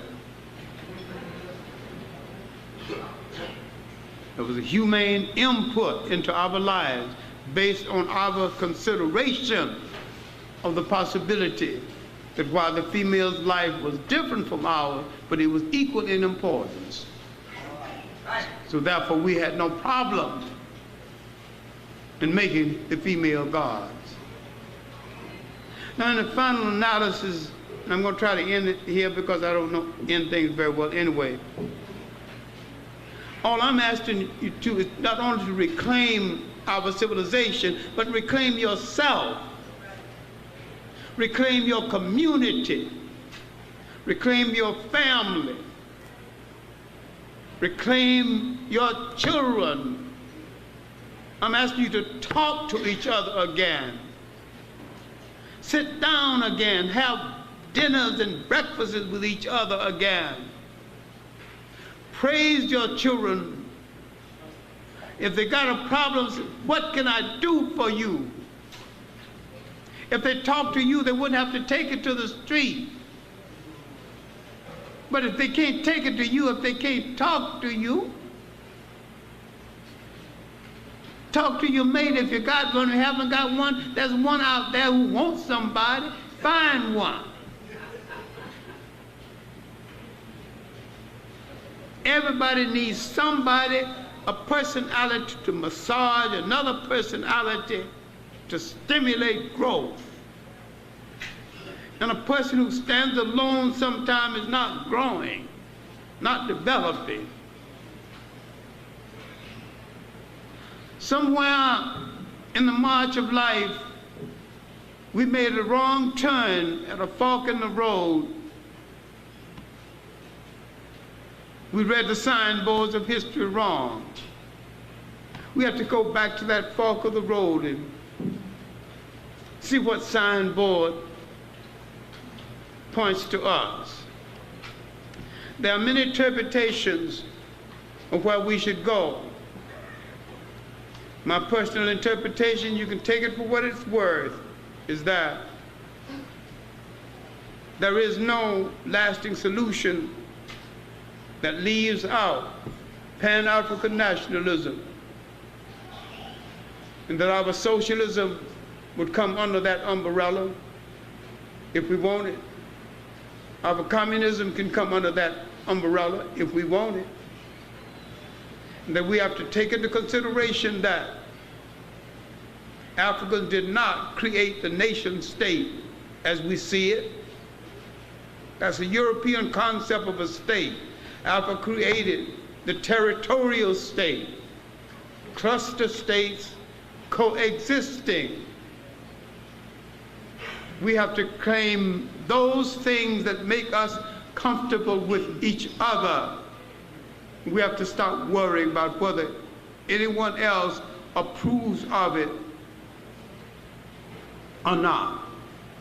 When this began to happen, when we began to care about our community, our children, our home, we begin to make our churches creative and productive, I will assume that we have read those signboards at the fork of the road properly, that we have at last found that sign that says Pan-African nationalism, and then we'll be on our way home. Thank you very much.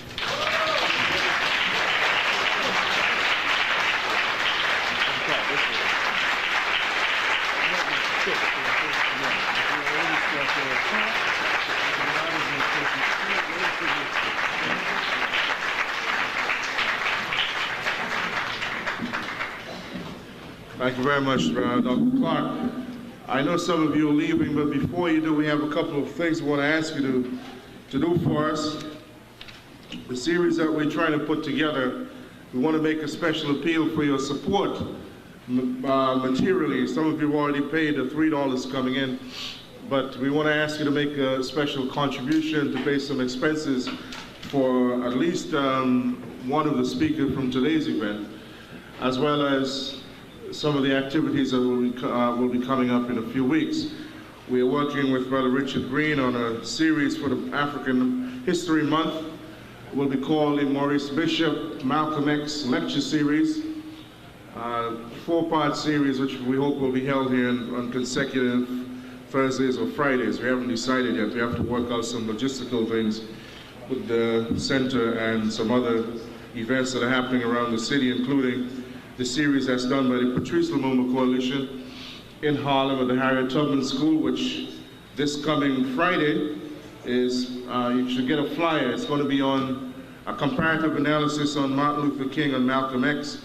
The title of it is Dr. King, Nonviolence and the Struggle for National Liberation in the Age of the Post-Cold War Era. And there are a number of speakers, including Daruba Ben Wahad, Dr. James Garrett, Father Lucas Ilombe, and many others. And we hope you turn out for that one. We have some people who are passing around. We ask you to be generous. They say freedom isn't free. We do have a lot of work to do, and we trust that you will contribute to their requests. Also, in our audience, we have a brother who has been doing this kind of work. I want to give him about 5 or 6 minutes to share some notes with you, some thoughts. Brother who is a longtime Gambian. He's not as young as he might think or looks. I speak of Dr. Anderson Thompson. I want to invite him up here for a few minutes to share some thoughts with us along the same lines of what we've been talking about. Dr. Thompson.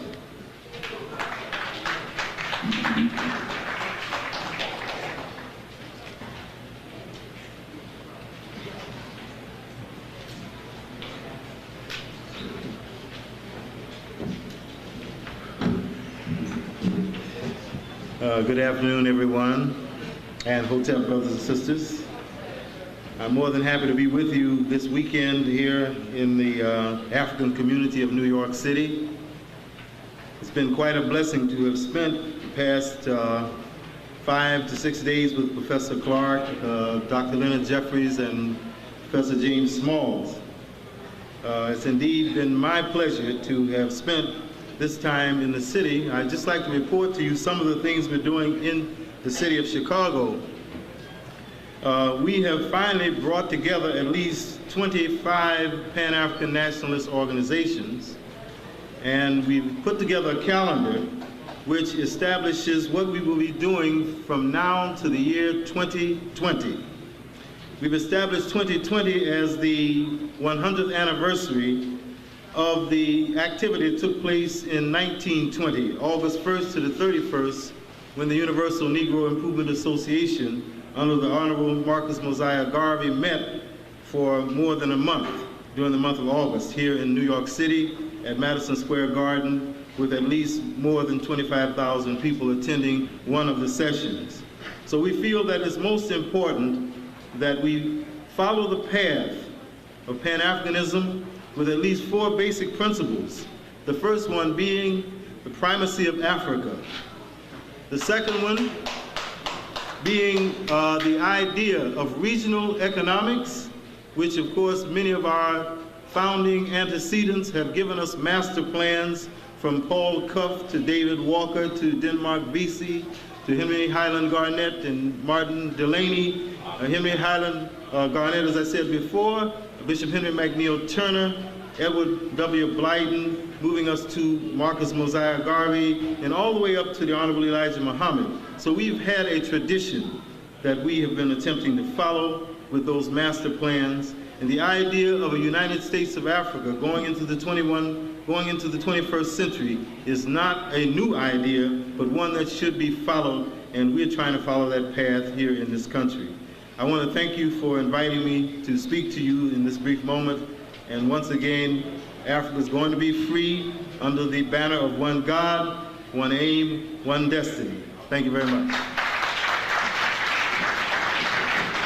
I want to invite Professor Scobie back to the podium as we prepare for our questions and answers. I want to ask you to save your dissertations for another location. Just keep your questions real brief. Professor Clarke is here, and we'll be entertaining questions from the audience. Is there a platform, a podium, a mic?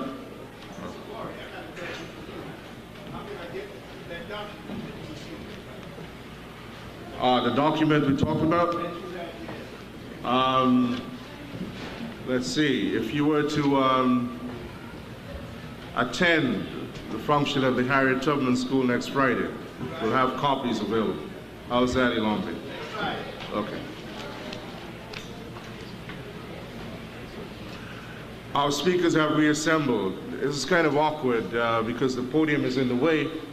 You can direct your questions to either one or all, and we'll try to get the microphone over to them to avoid walking back and forth. So we'll take the first question from over here. You can ask from where you are. Peace, love.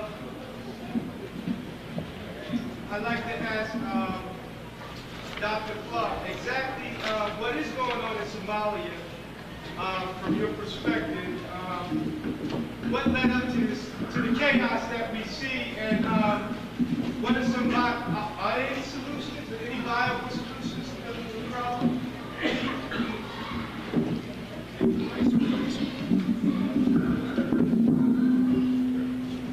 What is going on in Somalia is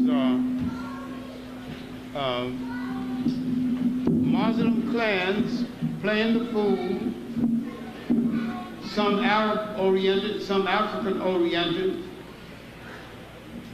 have put the country in a position for Westerners using a pretense of stopping hunger can set in motion the process for the European reconquest of Africa. The Westerners don't give a damn about hunger, that people hungry in this country, that white people hungry as well as black. They're not feeding them. It is a pretense, and it's something we won't deal with. Arab fundamentalism. The African who's a Muslim, who's black, have to fight for the right to be an African and also be a Muslim. The Sudan is really black, but sometimes for survival reasons, these blacks have to call themselves Arabs and act like the Arabs. What's going on is the process, because Africans played the fool and destroyed their early governments to all these silly coups engineered by white people. They weakened all African governments to the point where Europeans can knock them over. The Europeans have now set in motion where they can knock them over one by one. You're not going to believe this, but I'm absolutely sincere when I said it. They intend to commit genocide in Africa to the extent that Africa can be populated by Europeans and Asians. And there's a whole lot of people you think are our friends who will be helping them do it. That's what's going on in Africa. A Holocaust 100 times worse than anything you've ever heard about.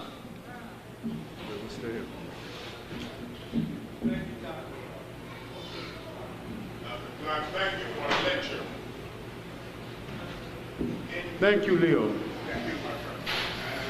You stated that the Caribbeans and the Africans could not get together, and that those who were educated by the Europeans had some kind of conflict confronting the Europeans. Yes, still do. And it seems to pose what they call the crisis of the African intellect, both male and female. It's a crisis of the African intellect the world over. When did the crisis start? I didn't hear you now. When did the crisis start? When did the crisis start? Yeah, just leave our crews out. You mean time? Yeah. I think the crisis really started, well, in Jamaica, I think it started about the second half of the 19th century when the Jamaican mulattoes tried to make a deal with England for special privileges. And when England did not give them that deal, some of the mulattoes joined the blacks, and some of the mulattoes became spies among the blacks. And gradually, England, seeing what's happening, made Jamaica the most stratified nation along color and economic lines of all the countries in the Caribbean. I think among us, it started along about the same time with fraternities and the brown bag societies and blue vein societies. And you see, this is something we don't even talk about, don't want to talk about. The white man do not accept his offspring. And the offspring is not comfortable with us. He can go to his white father's house and knock on the door, he can't get in. They have to make up their mind. Either they come in our house and stay or go out and stay. Or if they go out, they got no damn place to stay. This is something we won't even talk about. Now, I'll admit some of our finest leaders, some of our finest patriarchs have come from that class. Some of our most confused people also come from that class and still are in that class. Then I also admit that some of the blackest of the blacks have also been traitors. So the idea of being a traitor is not monopolized by any one class. But we fail to confront, we are mystified by European technology, European knowledge, to the point where we won't just confront him and say, a lot of this is bunk and junk. The world did not wait in darkness for you to bring the light. In most of the world where you came, you put out the light. We won't say this. I heard a speech by Farrakhan. Some sister was kind enough to send it to me.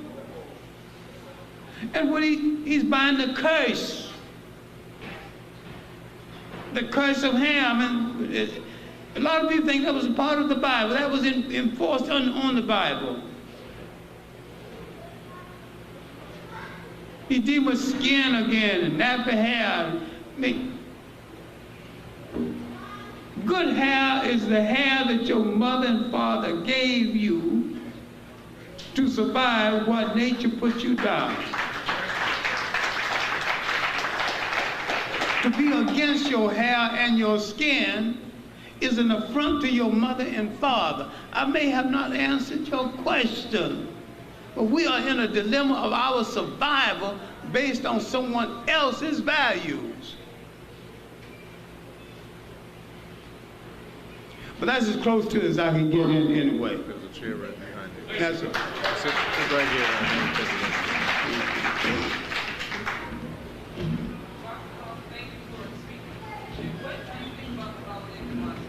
The what now? What do you think about the holiday Kwanzaa? That's it. I think the holiday Kwanzaa is a good idea.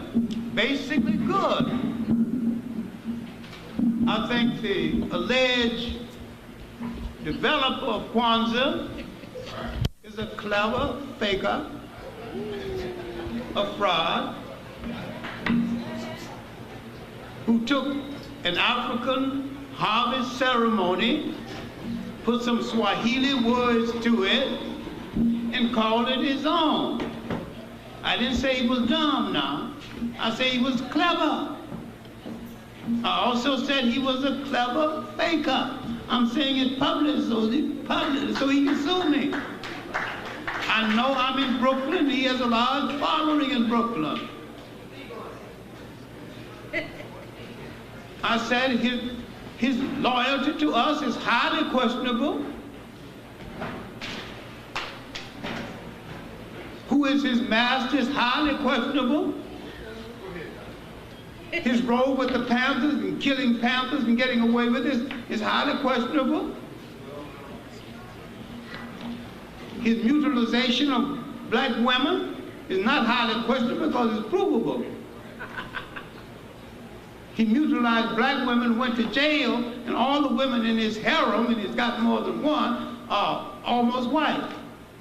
So he got a color problem too.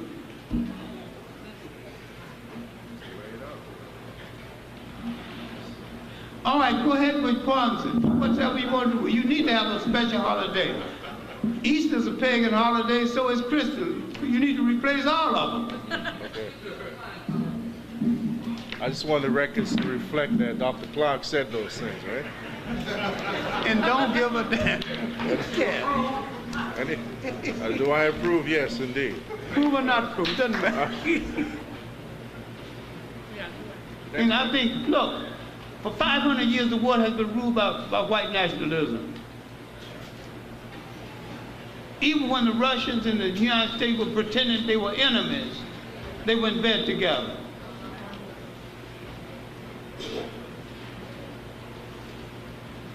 I think African people need to help African people wherever they are on the face of this earth.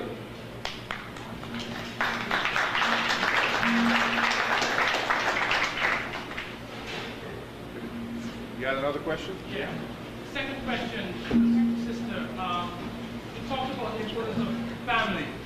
You talk about outside influences that are affecting the family so that they cannot function in the best way they should.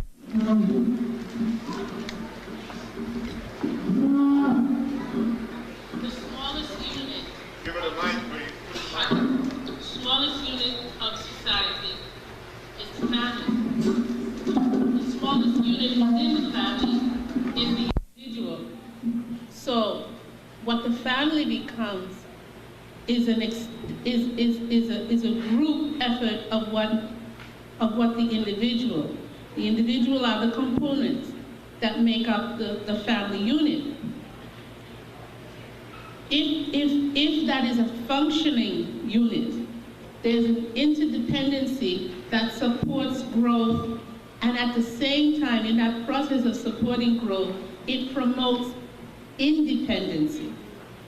When families don't function properly, it fails to support and it does not develop independency. What it does is it may foster a particular mode of development that will continue to create a dependency either on members of that immediate unit, meaning the family structure, or intervention from without. The problem that happens with African families is that they do not, in most cases, and I'm speaking now in America, everybody exists within a social structure that is at least European. And the notion of family comes from that European cultural formation. Africans have family structures that go beyond and against the format of the European family. We are now hearing about extended families. That is within the last 10 years. But African survival in the West has been because of its retention of African family structures. As that has broken down, intervention from without has increased, so that the dependency on individual components or family members has decreased, the dependency has increased on the external development of societal support systems, so that now we no longer have a grandmother, whether it is biological or one in which we endow the African presence, who becomes the African elder. Children are taken out of family structures and put into societal structures, and are asked to go into those societal structures, prosper, and create another family structure, which has not been prepared for them, nor do they participate in the selection of it. Some of us have created our own families, but we have been participating in that process. When you don't participate in that process, then it is not, in that sense, an extended family. So I'm saying that in order for the family to be successful, the African family to be successful in the United States and perhaps outside of the United States, even in Africa, is that each member has to endeavor to take it as his or her personal responsibility to be the healthiest person they can be. That's what I was saying at the end about this person that we finally concoct, that this person must represent the best physical representation of the best that we can imagine. And what we have to do is to create a milieu where the imagination is inspired by an actual knowledge of history and forged with some type of activity that makes us know we can do. And that becomes the formation of this person that we then give to whomever we interact with. And that is my answer to how we develop a strong family. I think that what is happening now is that we come together because of social needs, and we depend on each other to give to ourselves, or us to give to someone else, those deficiencies. I think we support the strengths and in the process minimize the deficiencies.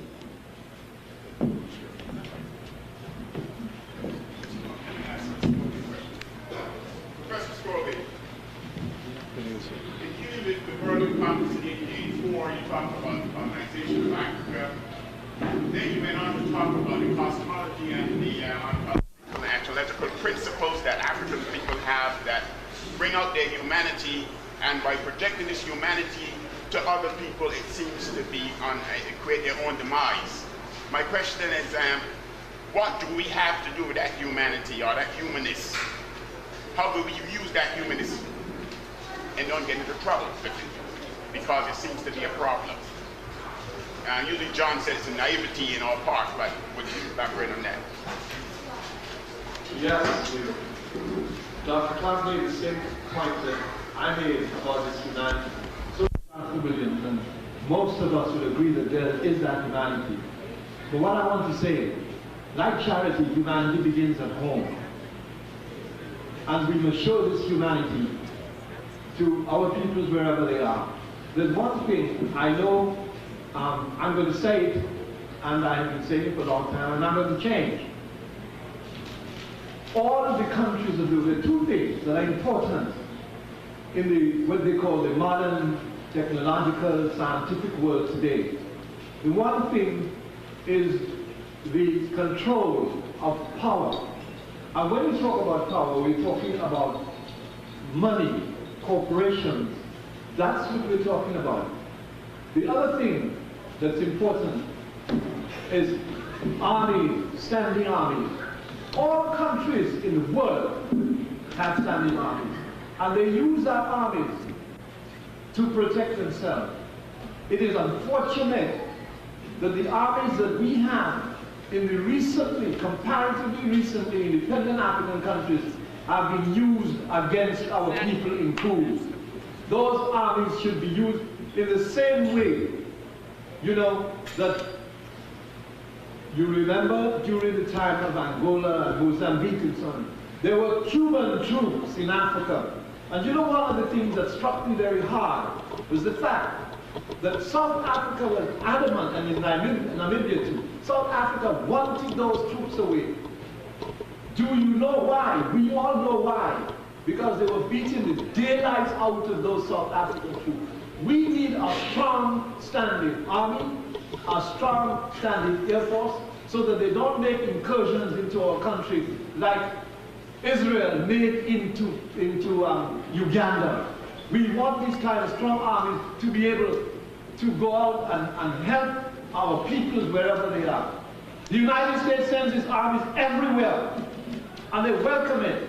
They say, oh, they're doing a good thing, they're doing a bad thing. I'm against this thing of sending European armies, although they have only our people in those armies, our blacks, our blacks and Hispanics and whoever else, but they're controlled by the power structure. We need those armies, and you know something, those armies together would be able to keep alien forces from wanting to come and stay and take over Africa. What Dr. Clarke said is very, very true. Gerald Ford, when he was whatever he was here for some short time, Gerald Ford said that if they lose control, it was the Cold War during that period, as we remember, if we lose control of Africa to the Russians, then our civilization is going to be destroyed. You know that?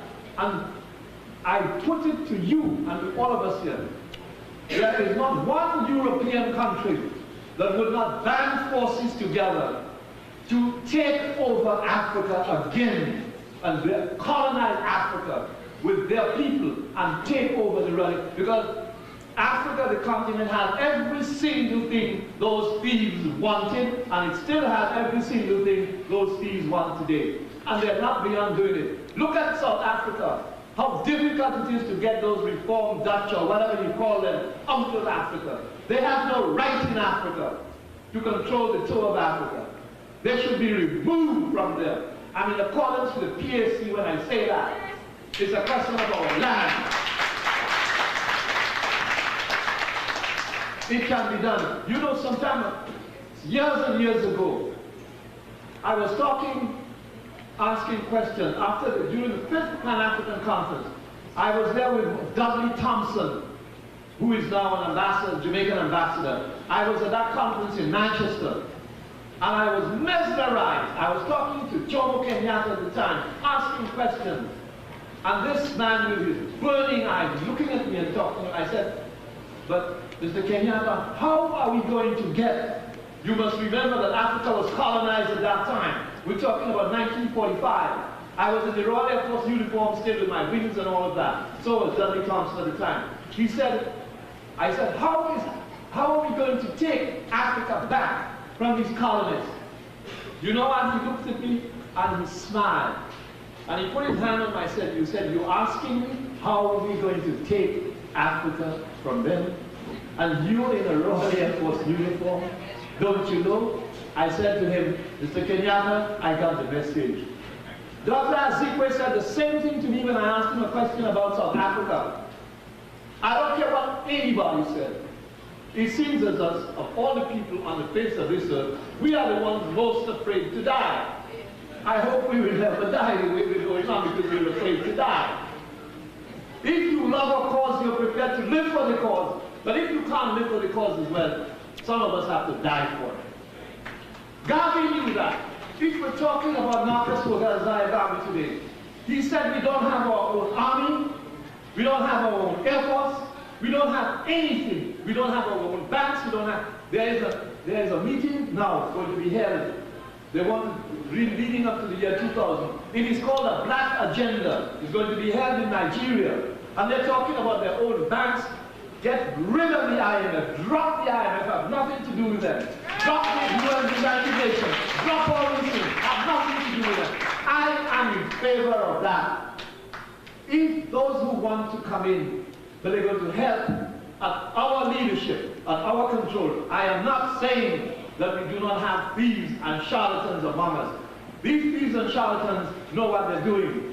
But they've been put there as puppet heads. They've been put there for time immemorial. We've always had puppets who are willing to sell themselves for dirty pottage. They've always done it. And we are the ones who control them. They have thieves in our midst. Don't get me wrong when I talk about Europeans. We have. And these are the ones that are being infected with the virus, the cancer, the AIDS, of European nastiness. And these are the ones that we have to deal with as well in our midst. When we can deal with them, there will be no more of this kind of thing. When we, as a concerted force, in Haiti is a big example. One of the most glorious revolutions in the world was the Haitian Revolution. Jean-Jacques Dessalines must be turning in his grave to see what is happening. There's only, and it is the same kind of thing. People with the mentality of Toussaint Louverture. Toussaint may have been a great leader, but he was a very, very, very Frenchified black man. And that was his undoing. That is why they sent him to, he went to jail. They arrested him, clapped him in chains, put him on the Creole, and sent him to Jouet to jail. That's one of the reasons. Because he listened to them. And he went to them. When they summoned him at their headquarters, he went there. He had no right to go. You are controlling a country. And some people that you've just beaten the hell out of them, they're calling you. They come to you.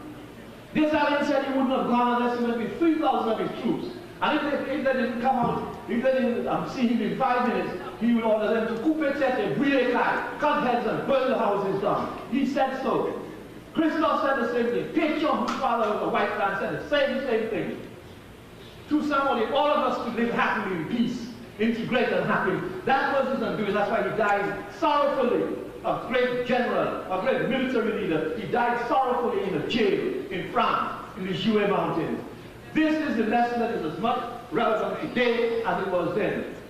When we learn that lesson, I'm not saying that we can isolate ourselves. I have never said that. What I'm saying is that we must take control of our affairs. When we take control of our affairs, we don't only take control of outside, we take control of those inside that we have to put to death if necessary. The Mobutus and so on should be put to death. When we can control, we don't have, what is happening? They're talking about the army in Haiti. The only way that we can stop that army from doing that is for the people in the Caribbean region and African peoples everywhere to put a stop to it. Not the OAS. The OAS cannot do it. The UN cannot do it. The UN is a puppet of Republican governments, and now it's going to be a puppet of Democratic governments. So the UN cannot do anything. The UN is impotent. As impotent as my just as well dead as far as Africa is concerned. And the structure of the UN needs a whole heap of upheaval and restructuring again if it's going to have any meaning. We want to have, I put it straight, a black agenda. Get rid of the IMF. Get rid of the World Bank. Get rid of these things. We can't do it together. Drop it, forget it, and let us die together.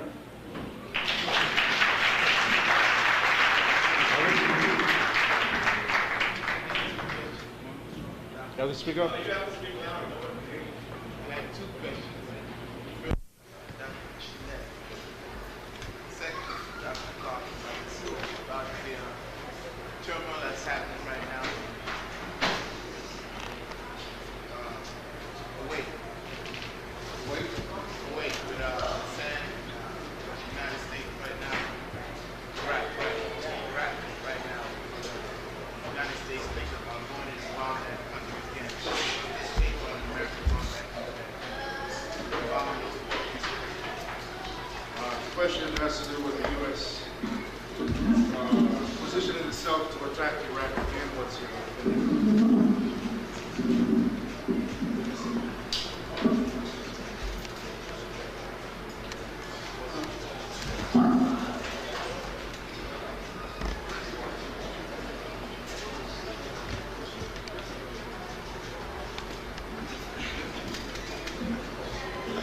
If you understood the geography, you understand Africa's relationship to it. If you read a book called Africa Rule the East, you know that what we call Western, I call Western Asia, and other people mistakenly call the Middle East was originally a part of Africa. If you look at the geography of Israel and the creation of Israel, that was really created as an outpost for Western colonialism, you understand that America wants everything in that area to either submit to it or be destroyed. it wasn't enough that they destroyed his country and they just want him to submit or destroy it. They want to deny a man the right to fly planes over the territory of his own country, and they want to tell a man what to do within the borders of his own sovereign nation, which is utterly outrageous. It's against international law, against national law. But they're doing it because they're the new gangsters of the world, and they're going to get away with it because they've got enough propaganda to convince people that they're supposed to get away with it. Next question. This side. I have a question for Dr. Clarke, and I was going to ask a question of the sister that she left. Dr. Clarke said that we have some of the best trained people. You said that we have some of the best. You said that we have some of the best trained people that they won't even use the technology of African people. Yes, I said they could. I didn't say they would. Okay, but I was going to ask you. We need an ideology to base and to direct our action. Because if you do not have an ideology to direct your action, then you will have Africans using technology for their enemy when they think they're using it for their own benefit. And I contend that, I was just going to ask you, what ideology do you think African people should use or have to direct their action? That's the same thing I'm saying, ideology but nationalism. Now, let's take the case of Colin Powell. Colin Powell is a Jamaican. Colin Powell is a Jamaican who came from the Bronx. He's of the Light Brigade, and he had a habit in high school calling black people black bastards, which is a contradiction in terms. Because in which the word black bastard means mix. If you're black, that means you're not mixed. Be that as it may, let's deal with Colin Powell, the Jamaican in Panama, grinning and smiling. Now let's deal with Panama. Over 5,000 Caribbean people died building Panama. At least 4,000 were Jamaicans. An American general of Jamaican descent goes to Panama as conqueror. He should go to proclaim Panama as the property of the Jamaicans who died building the damn ditch. But you think he would do that? No sense of history, no sense of his own people. No sense of how to proclaim what his own people's blood had already paid for. Without an ideology, you're going to do what your master tells you to do. If Colin Powell was asked to lead an army into South Africa, I don't think he'd hesitate.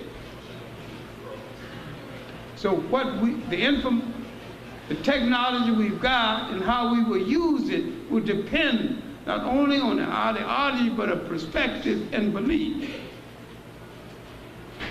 I said this is what we could do.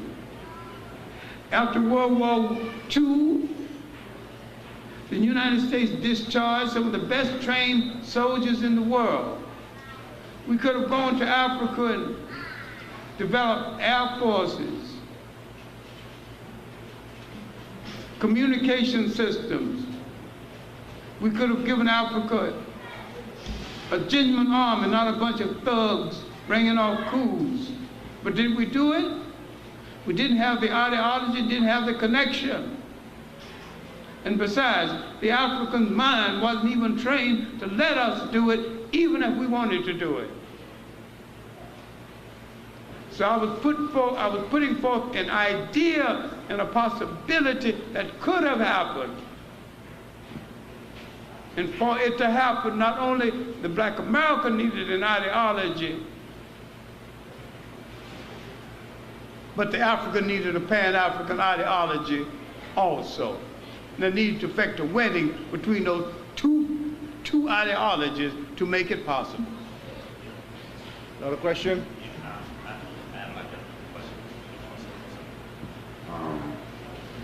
You had said to your response to someone's question that power means money, corporations, and standing armies.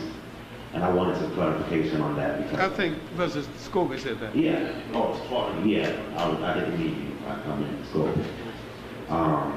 But my opinion and my belief on my studies is that politics is a determinant factor for power and not money and corporations, because if I'm in control of the political machinery, I can dictate what economic systems are present in a society, and I can dictate what forms an army takes, and not the converse. So if you can clarify that.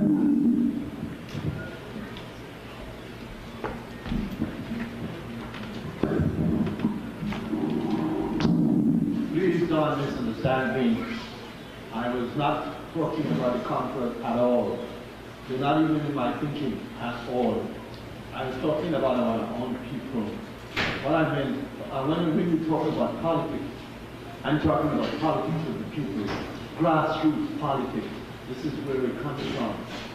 I'm not looking to the overseers, the people who, the mulatto overseers, who have been there to caretake for those people who took over those islands, those countries, those continents. I'm talking about the grassroots. And we have, when we build this grassroots, we build and we get the strength, not only to the strength of the unity of our people, but we get the strength also from the resources we have and how we use the resources to give us the power and the strength to be able to feed, clothe, and educate our people without having to see them on television screens with bloated stomachs and staring eyes and dying, our poor, beautiful children. We're tired of seeing that. I've been seeing that for 30 years with the UNICEF since I've been in England. I don't see why children, it's about time we stop being a party to that, a party in the sense that we are not a vibrant leading party. We are playing a kind of role that is being led. This is what I mean, the control of all that we have. When you control what you have, you are wealthy, you are strong. This is what I'm talking about. People do not invade you. And I want again to bring to the notice what is very important and what is very, very dangerous. No one country should be so strong that it can go into another country, take out someone, a person of that country, and bring them to whether it's the United States to be tried for any kind of crime. That has to be stopped. This is what I mean. And the other thing I want to remind ourselves about, we are proud. We talk about Sheikh Anta Diop all the time. How he was a great man and how he opens doors for us. Yes, he did. He did something great, like Dr. Clarke and the others have done. But you know one thing? We never seem to talk about Dr. Diop when he talks about the uniting of Africa. We never seem to place any importance. They say, oh, he's crazy. What do you think about how can he do it?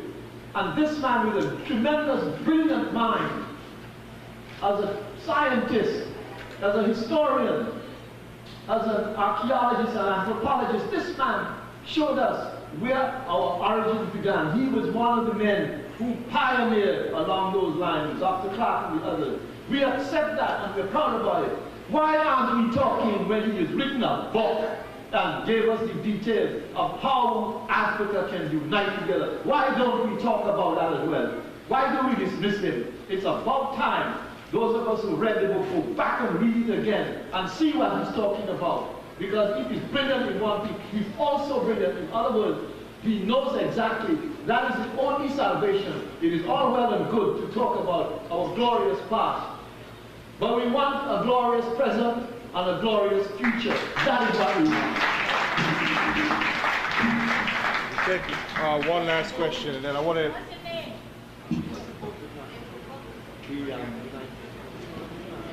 The Culture Unity.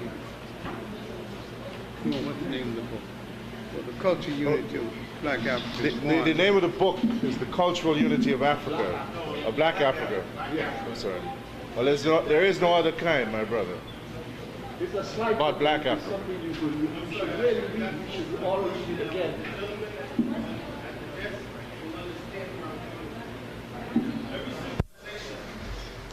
Chinese or whatever have their own particular secret societies in which all things spring from.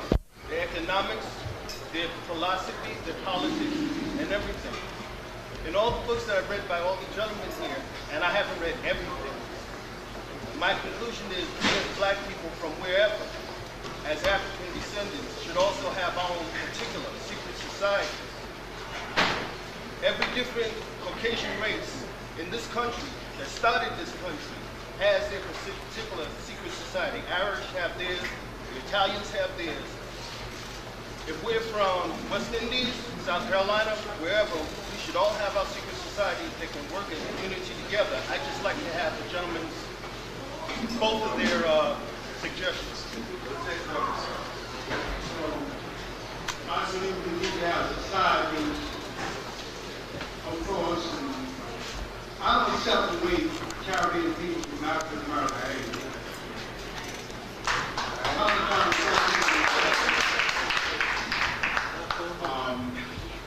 Everybody has secret societies, and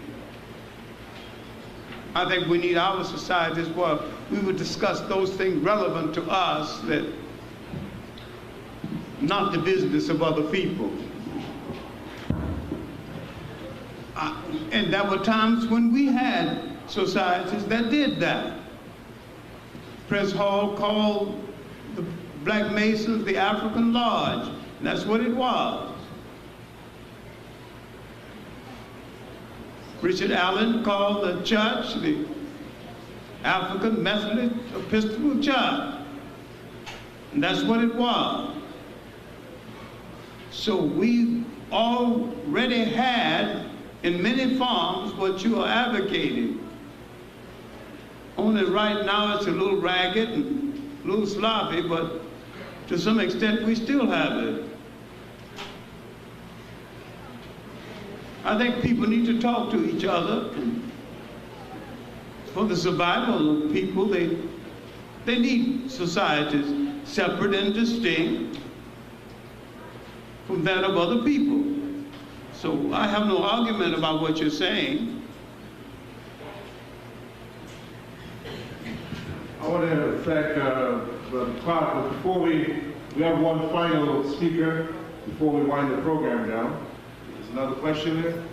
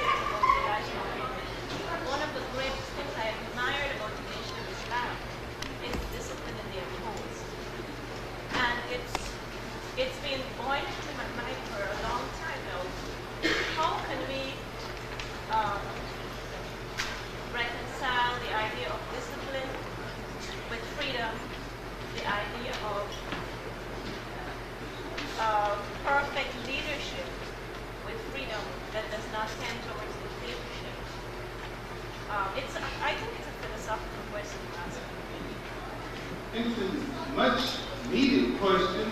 It's in order. I mean, I don't think we need discipline, but I have said over the years, you cannot lift the people from the lower to a higher position. Some form of discipline. I not only believe in discipline, I believe in accountability. I believe in leadership accountability, which is another form of discipline. I think the leader should account to the followers, as well as the followers should account to the leader. And there should be some form of discipline if we don't take care of the assignments that we have. Can I be a little more specific? I'm from Guyana, and there were things done in Guyana. For example, the banning of certain foreign items. So, for example, the education of students, sending them out of Guyana, spending money for them. A lot of the problem with our brain drain is that many of these students never return to Guyana.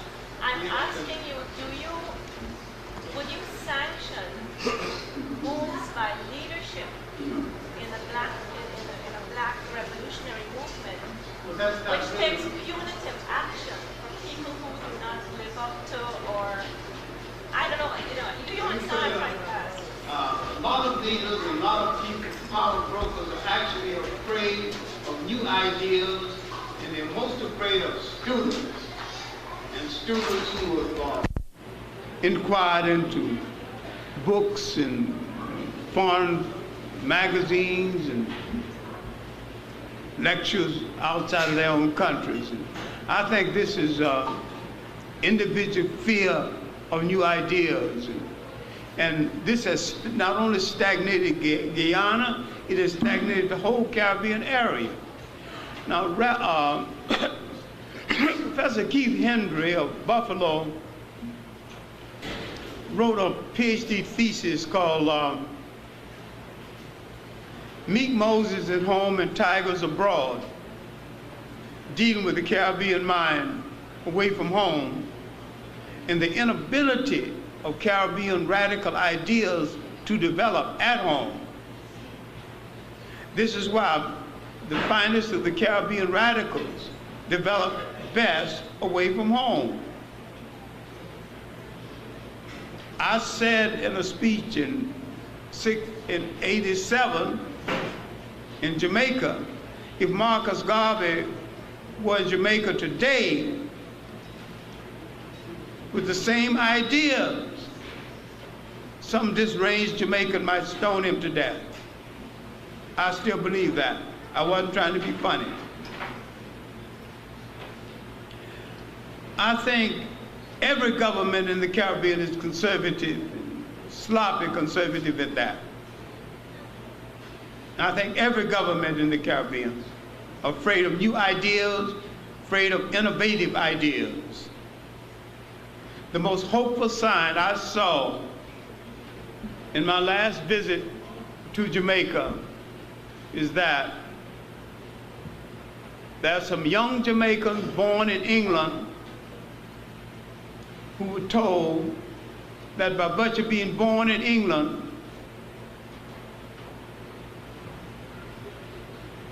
didn't make them British citizens.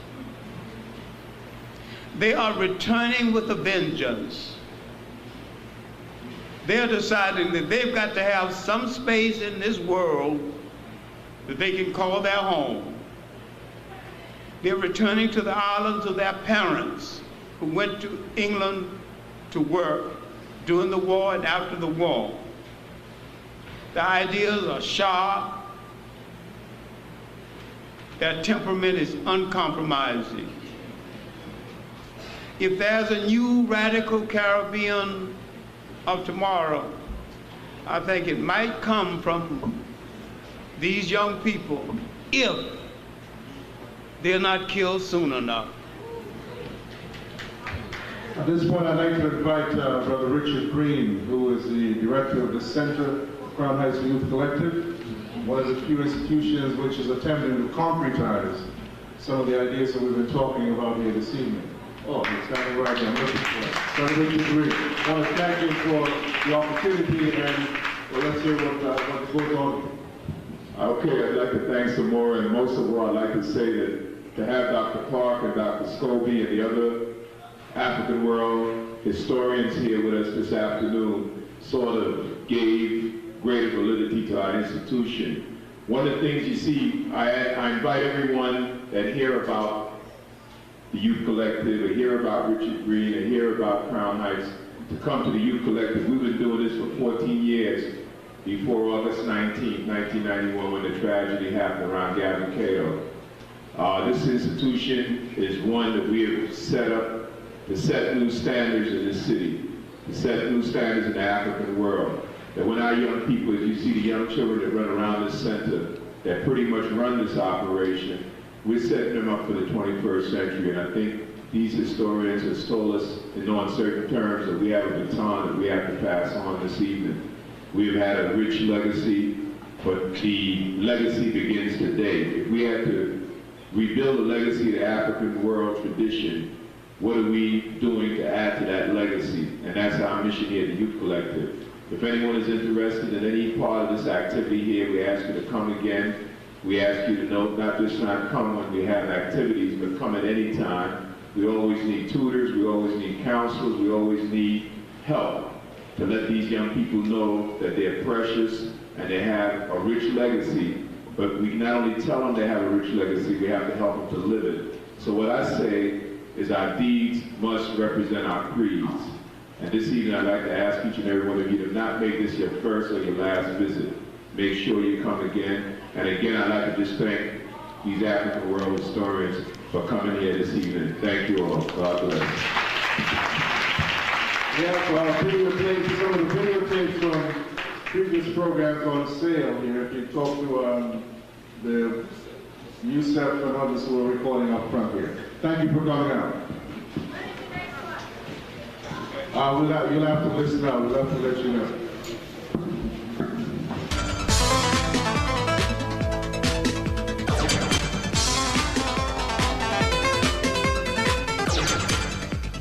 They say blacks hate blacks. It's not just a myth. Why is it we do not have the same respect for members of our race as we do for some other race, especially the white race. And that we were told, quite to the contrary, that we were from a land of savages, of cannibals. And except by the grace of God and the white man, we would have been a lost people. So we should be on our knees forever praying and thanking God that we were brought, even in slavery, to this land to escape the horrors of Africa. And this was brought in and drilled into us generation after generation.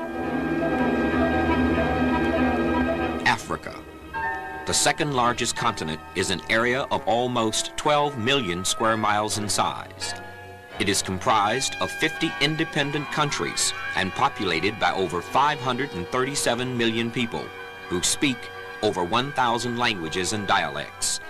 For eons, Africa's wealth has been a magnet that has attracted the entire world. The continent has been plundered for its vast mineral and human resources. Traditional historians have viewed this land as one of primitive savages who slept through the millennia, contributing little to the cultural legacy of mankind. The facts, however, tell a different story. Scholars and scientists now concede that Africa is the birthplace of mankind. Africans were the first builders of civilization. They discovered mathematics, invented writing, developed sciences, engineering, medicine, religion, fine arts, and built the Great Pyramids, an architectural achievement which still baffles modern science. What caused the cradle of the world's oldest and greatest civilizations to crumble, leaving in its wake a people who are exploited, oppressed, and economically underprivileged? In a moment, Africa's downfall.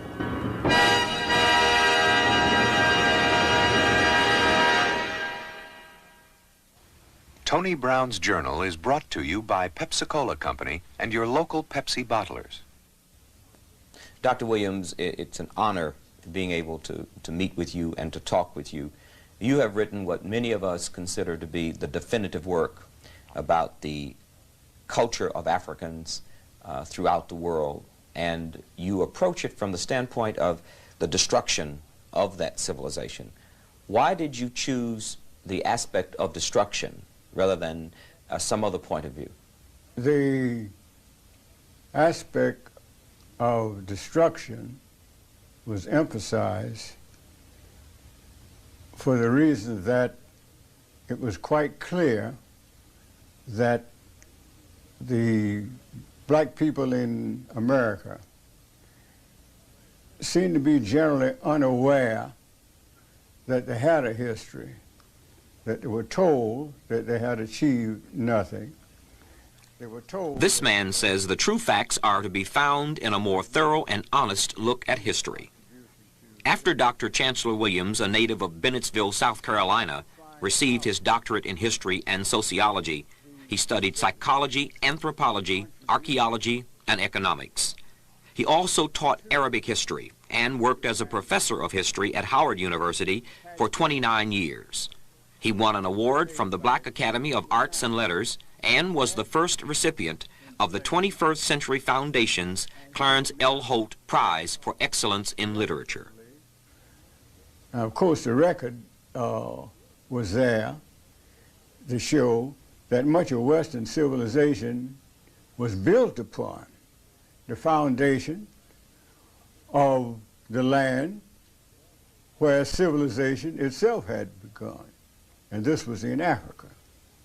Therefore, the focus had to be on Africa to see to what extent the recent revelations with the turn of the century, at the turn of the century, that Africa was the cradle of civilization. To what extent could this be actually verified? And so my work was directed in the uncovering much of what had been lost, much of what had been disguised, much of what had been stolen, refurbished, reworked, and presented to Western civilization as the work brought from Africa, but presented to Western civilization as the creation of Western man. Dr. Chancellor Williams spent 16 years writing his book, and although a piece of extraordinary research, he considered it a greater miracle that he was able to get it published. Plagued by a chronic lack of funds and turned down by his academic associates and all other sources, Dr. Williams mortgaged his home. Then another obstacle arose. Due to his rapidly failing eyesight, he was forced to abandon his earlier plans for an expanded 3-volume work and had to settle for a condensed version of his research into a single volume, the book we now know as The Destruction of Black Civilization, Great Issues of a Race from 4500 BC to 2000 AD. What did you find out about ancient African civilizations? Well, to begin with, I found out that ancient African civilization was, first of all, the beginning of civilization. I found out that there could be no record found anywhere that antedates the advanced civilization of Africa. And this was the finding of European and other scholars. And they were now gradually admitting it, and when the evidence became overwhelming, the question arose, could Africans have achieved all this? Could Africans have achieved this remarkable work in architecture that could be traced back for thousands of years before Christ, before Western civilization had even started? Could Africans have done this? Could Africans have achieved this high advance in mathematics, in physics, in chemistry, in medicine, and so forth? I mean, many of the things we now glorify as modern. Take the Washington Monument, for example, which is an exact duplication of ancient African architecture, which is well known. And most of the columns we see on these stately columns on buildings, which the Greeks, in studying in Africa, are borrowed from the Africans, remodeled them at Doria, at Corinth, and so forth, gave these columns the name of the cities in which they remodeled them, and gave them a Greek character. They really didn't do much changing. They merely removed the apple and the acanthus leaf at the column and modified, but otherwise it was substantially the same as African. Dr. Williams, were there ever laws and rules that governed the entire continent of Africa? There were laws and rules that governed the entire continent in the same sense that you have the same system of laws and rules that which govern a whole people without the same time having a single government, a single state spreading over a whole continent, the second largest in the world. In other words, I'm saying that while Africa, in contradistinction to being a country, was the second largest continent on earth, and while the African people at one time in history occupied the whole continent, and while they were one people in their general culture, in their general religion, with certain modification, in their general social laws, in their general legal system, right on down the line, in almost every avenue you could find that there was this kinship. The only thing that they fundamentally different, or where they fundamentally differed, was where, of course, when they divided up and formed separate states, or withdrew, or to form separate societies, and developed different languages from the segmentation or separation from what had been a larger language group, so that there's no problem at all in understanding that you had one people occupying the continent without being under one single state. Dr. Williams, based on your research of history, is it accurate that democracy was born in Greece? No, democracy was not born in any one place. The record, as I indicate in this discussion on the chapter dealing with the African Constitution, birth of democracy, meaning birth of democracy in Africa, I made it quite clear that democracy was a system that was natural among the ancient peoples in all stages of development. Even the most primitive societies had their chiefs generally elected, and the chiefs were generally subject to the will of the group. So it was nothing unusual about the head of the society being subject to the will of the tribe, which was one of the early forms of social organization. The family, the clan, the tribe, the nation. This is the progressive step. So that in Africa, you'll find that back from times immemorial, they had their own system of democracy. And it was this same system which could be found in every part of the African continent. The same fundamental laws, the same fundamental custom. No matter whether they were 5,000 miles apart, no matter whether the group had never come across the other group, they had the same system. That's why we know that we were dealing with substantially one people. So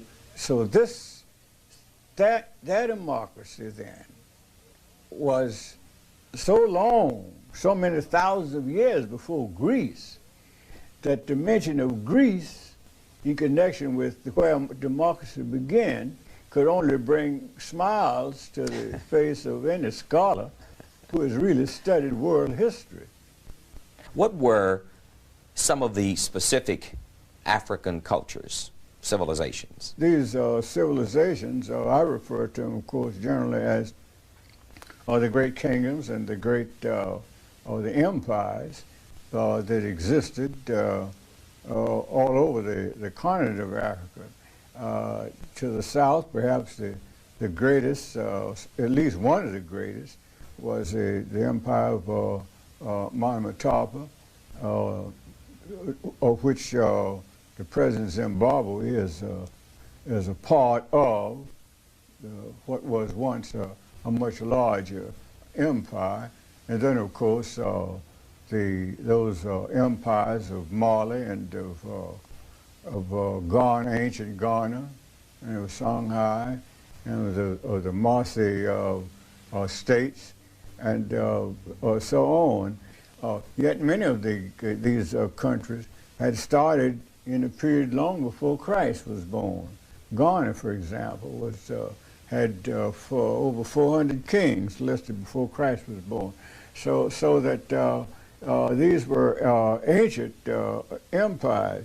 The most important thing here, though, to note about these empires and our last name is that all the people in America, all the blacks or Africans in America, came from this area of great nations, of a great educational system, where the greatest university of the time in which these slaves were being brought to America still was flourishing in its glory. That is, of course, the University of Sankore. The great civilizations in Nigeria, all of these were advanced cultures. So these people didn't come, as they were told and came to believe after they had lost memory of their homeland, by the system of not allowing people of the same language group to be sold to the same plantation, but scattering them all over the South, so that you wouldn't form a power base by having a lot of Africans speaking the same language. So this helped by this breakdown of intercommunication among themselves, helped them to lose memory. But we were told, quite to the contrary, that we were from a land of savages, of cannibals. And except by the grace of God and the white man, we would have been a lost people. So we should be on our knees forever praying and thanking God that we were brought, even in slavery, to this land to escape the horrors of Africa. And this was brought in and drilled into us generation after generation, until even today, after we're going through from the kindergarten through graduate school, the majority of blacks today reject the idea of being called an Afro-American. Dr. Williams, if all of the things you say are true, if Africans had such advanced civilizations, hundreds of kings and one African kings in one kingdom before Jesus Christ was born, how did Africans worldwide and Afro-Americans get in the shape they're in? How did these great kingdoms, this great civilization, fall to civilizations that didn't come along until thousands of years after theirs were already established? Well, it wasn't done overnight. Their great empires were built through their industry, through their enterprising, through their industry in so many fields. And the whole societies, as I point out in the book, in practically all of them, were organized in lodges. This is where the organization of workers, but they regard themselves as craftsmen. And each working group, whether it's building boats, or whether they were stone masons or brick masons, or whether they were carpenters or whatnot, each craft was organized into a lodge. In fact, the educational system was similarly organized on a basis of 3 levels.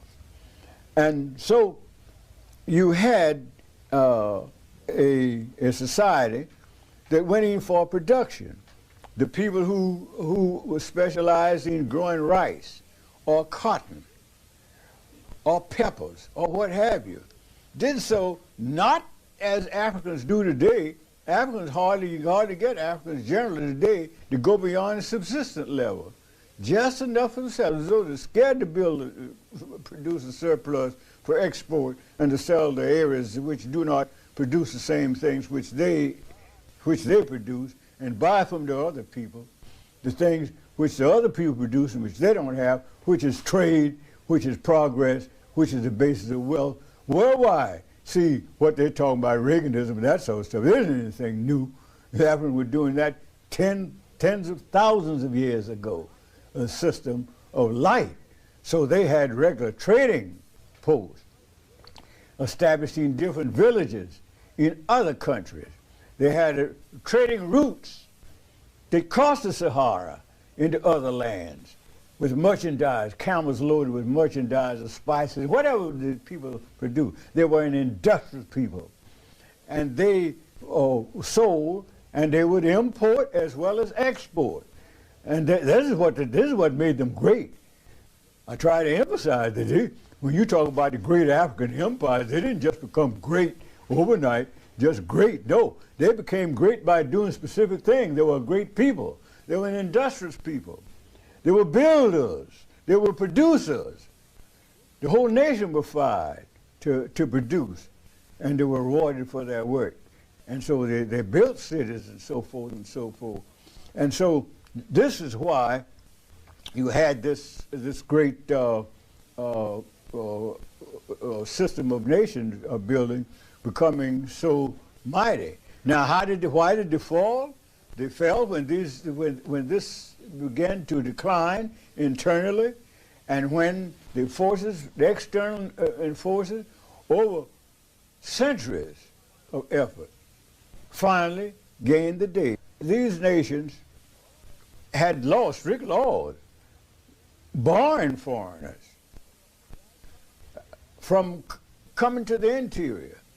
Then the same system of gradually settling around the borders, that is foreign traders, and supposed to be traders, but most of them were geographers and others representing foreign, would establish little trading posts, just ask for permission to establish trading posts on the border. We don't want to come in, we don't come in, we just want to do business with you. We want to sell you what we have, we want to buy some of what you have. Well, the Africans were great traders, always great traders. So that was one of the weaknesses. They allowed them to settle along the borders, for one thing. The second thing that happened, and this went on, as I point out in the destruction, for several thousand years before the certain countries were finally taken. And when they were taken, like Egypt, look how many times Egypt was taken and retaken. You say blacks gave up Egypt. Are you saying the Egyptians were black? Of course the Egyptians were black. The name comes from the name itself, has an origin in the name of a black king. So that it became, the Egyptians were black until it became otherwise. They're not black today, and they're just like those who occupy the northern part of the Sudan are not black today. They are partly Arab, mostly Arab, and some of them are mixed, the Afro-Arabs, you might call them. You spend quite a bit of time in your book describing the ancient civilization of Ethiopia, What is it you find important about that civilization? Well, the ancient civilization of Ethiopia was the civilization of what we're now talking about when we talk about that whole stretch of land from the Mediterranean to the source of the Nile, which was ancient Ethiopia. So Egypt was nothing but what we call Egypt now, which was Chem, before the name was changed, was nothing but a northern province of the Ethiopian Empire. You have a chapter here, Ethiopia's oldest daughter, Egypt. And I'd like to read you a statement you made and get you to comment on it. You say, the melting pot of the races began around the northern perimeter. The end result was always the same. The blacks were pushed to the bottom of the social, economical, and political ladder, whenever and wherever the Asians and their mulatto offsprings gained control. Why is that? Why if with this advanced African civilization, when they interfaced with members of other groups, why did the members of that civilization always end up on the bottom of the ladder?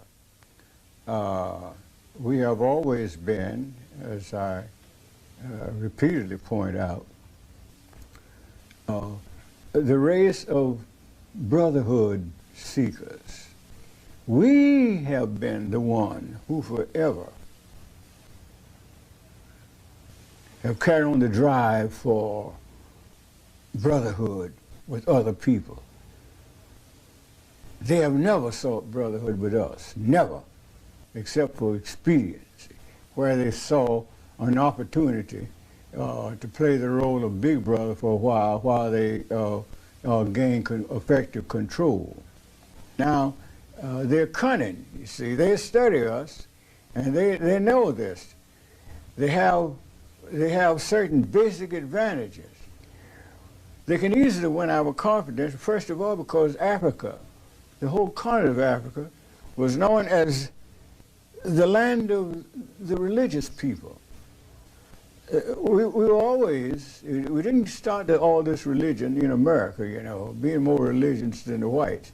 No, this is an African characteristic. We were known from ancient times as the land of the spiritual people, the land of the gods, because we were so religious. The blameless people, Homeless wrote.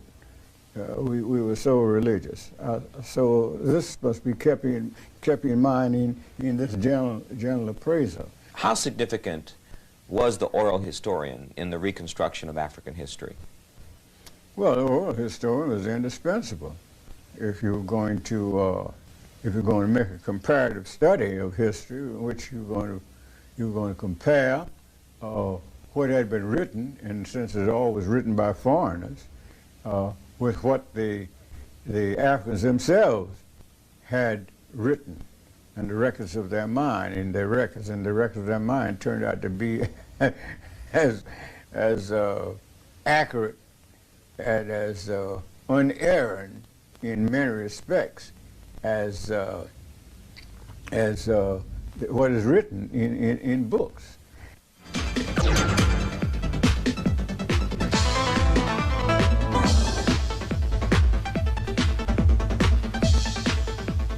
For a transcript, send $2 to Tony Brown Productions, 1501 Broadway, Suite 2014, New York, New York, 10036. Please include program topic and allow 3 weeks for delivery. Tony Brown Productions produces this program and is solely... We're trapped. We know no way out. So we get a wine bottle.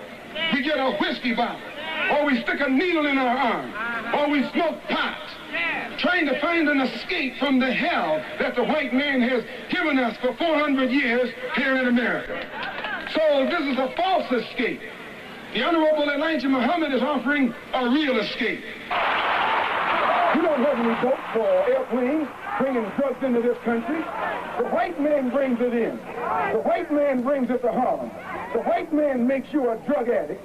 The white man then puts you in jail when he catches you using drugs. In the middle 60s, the drugs essentially, early 60s was controlled by the organized mob, okay?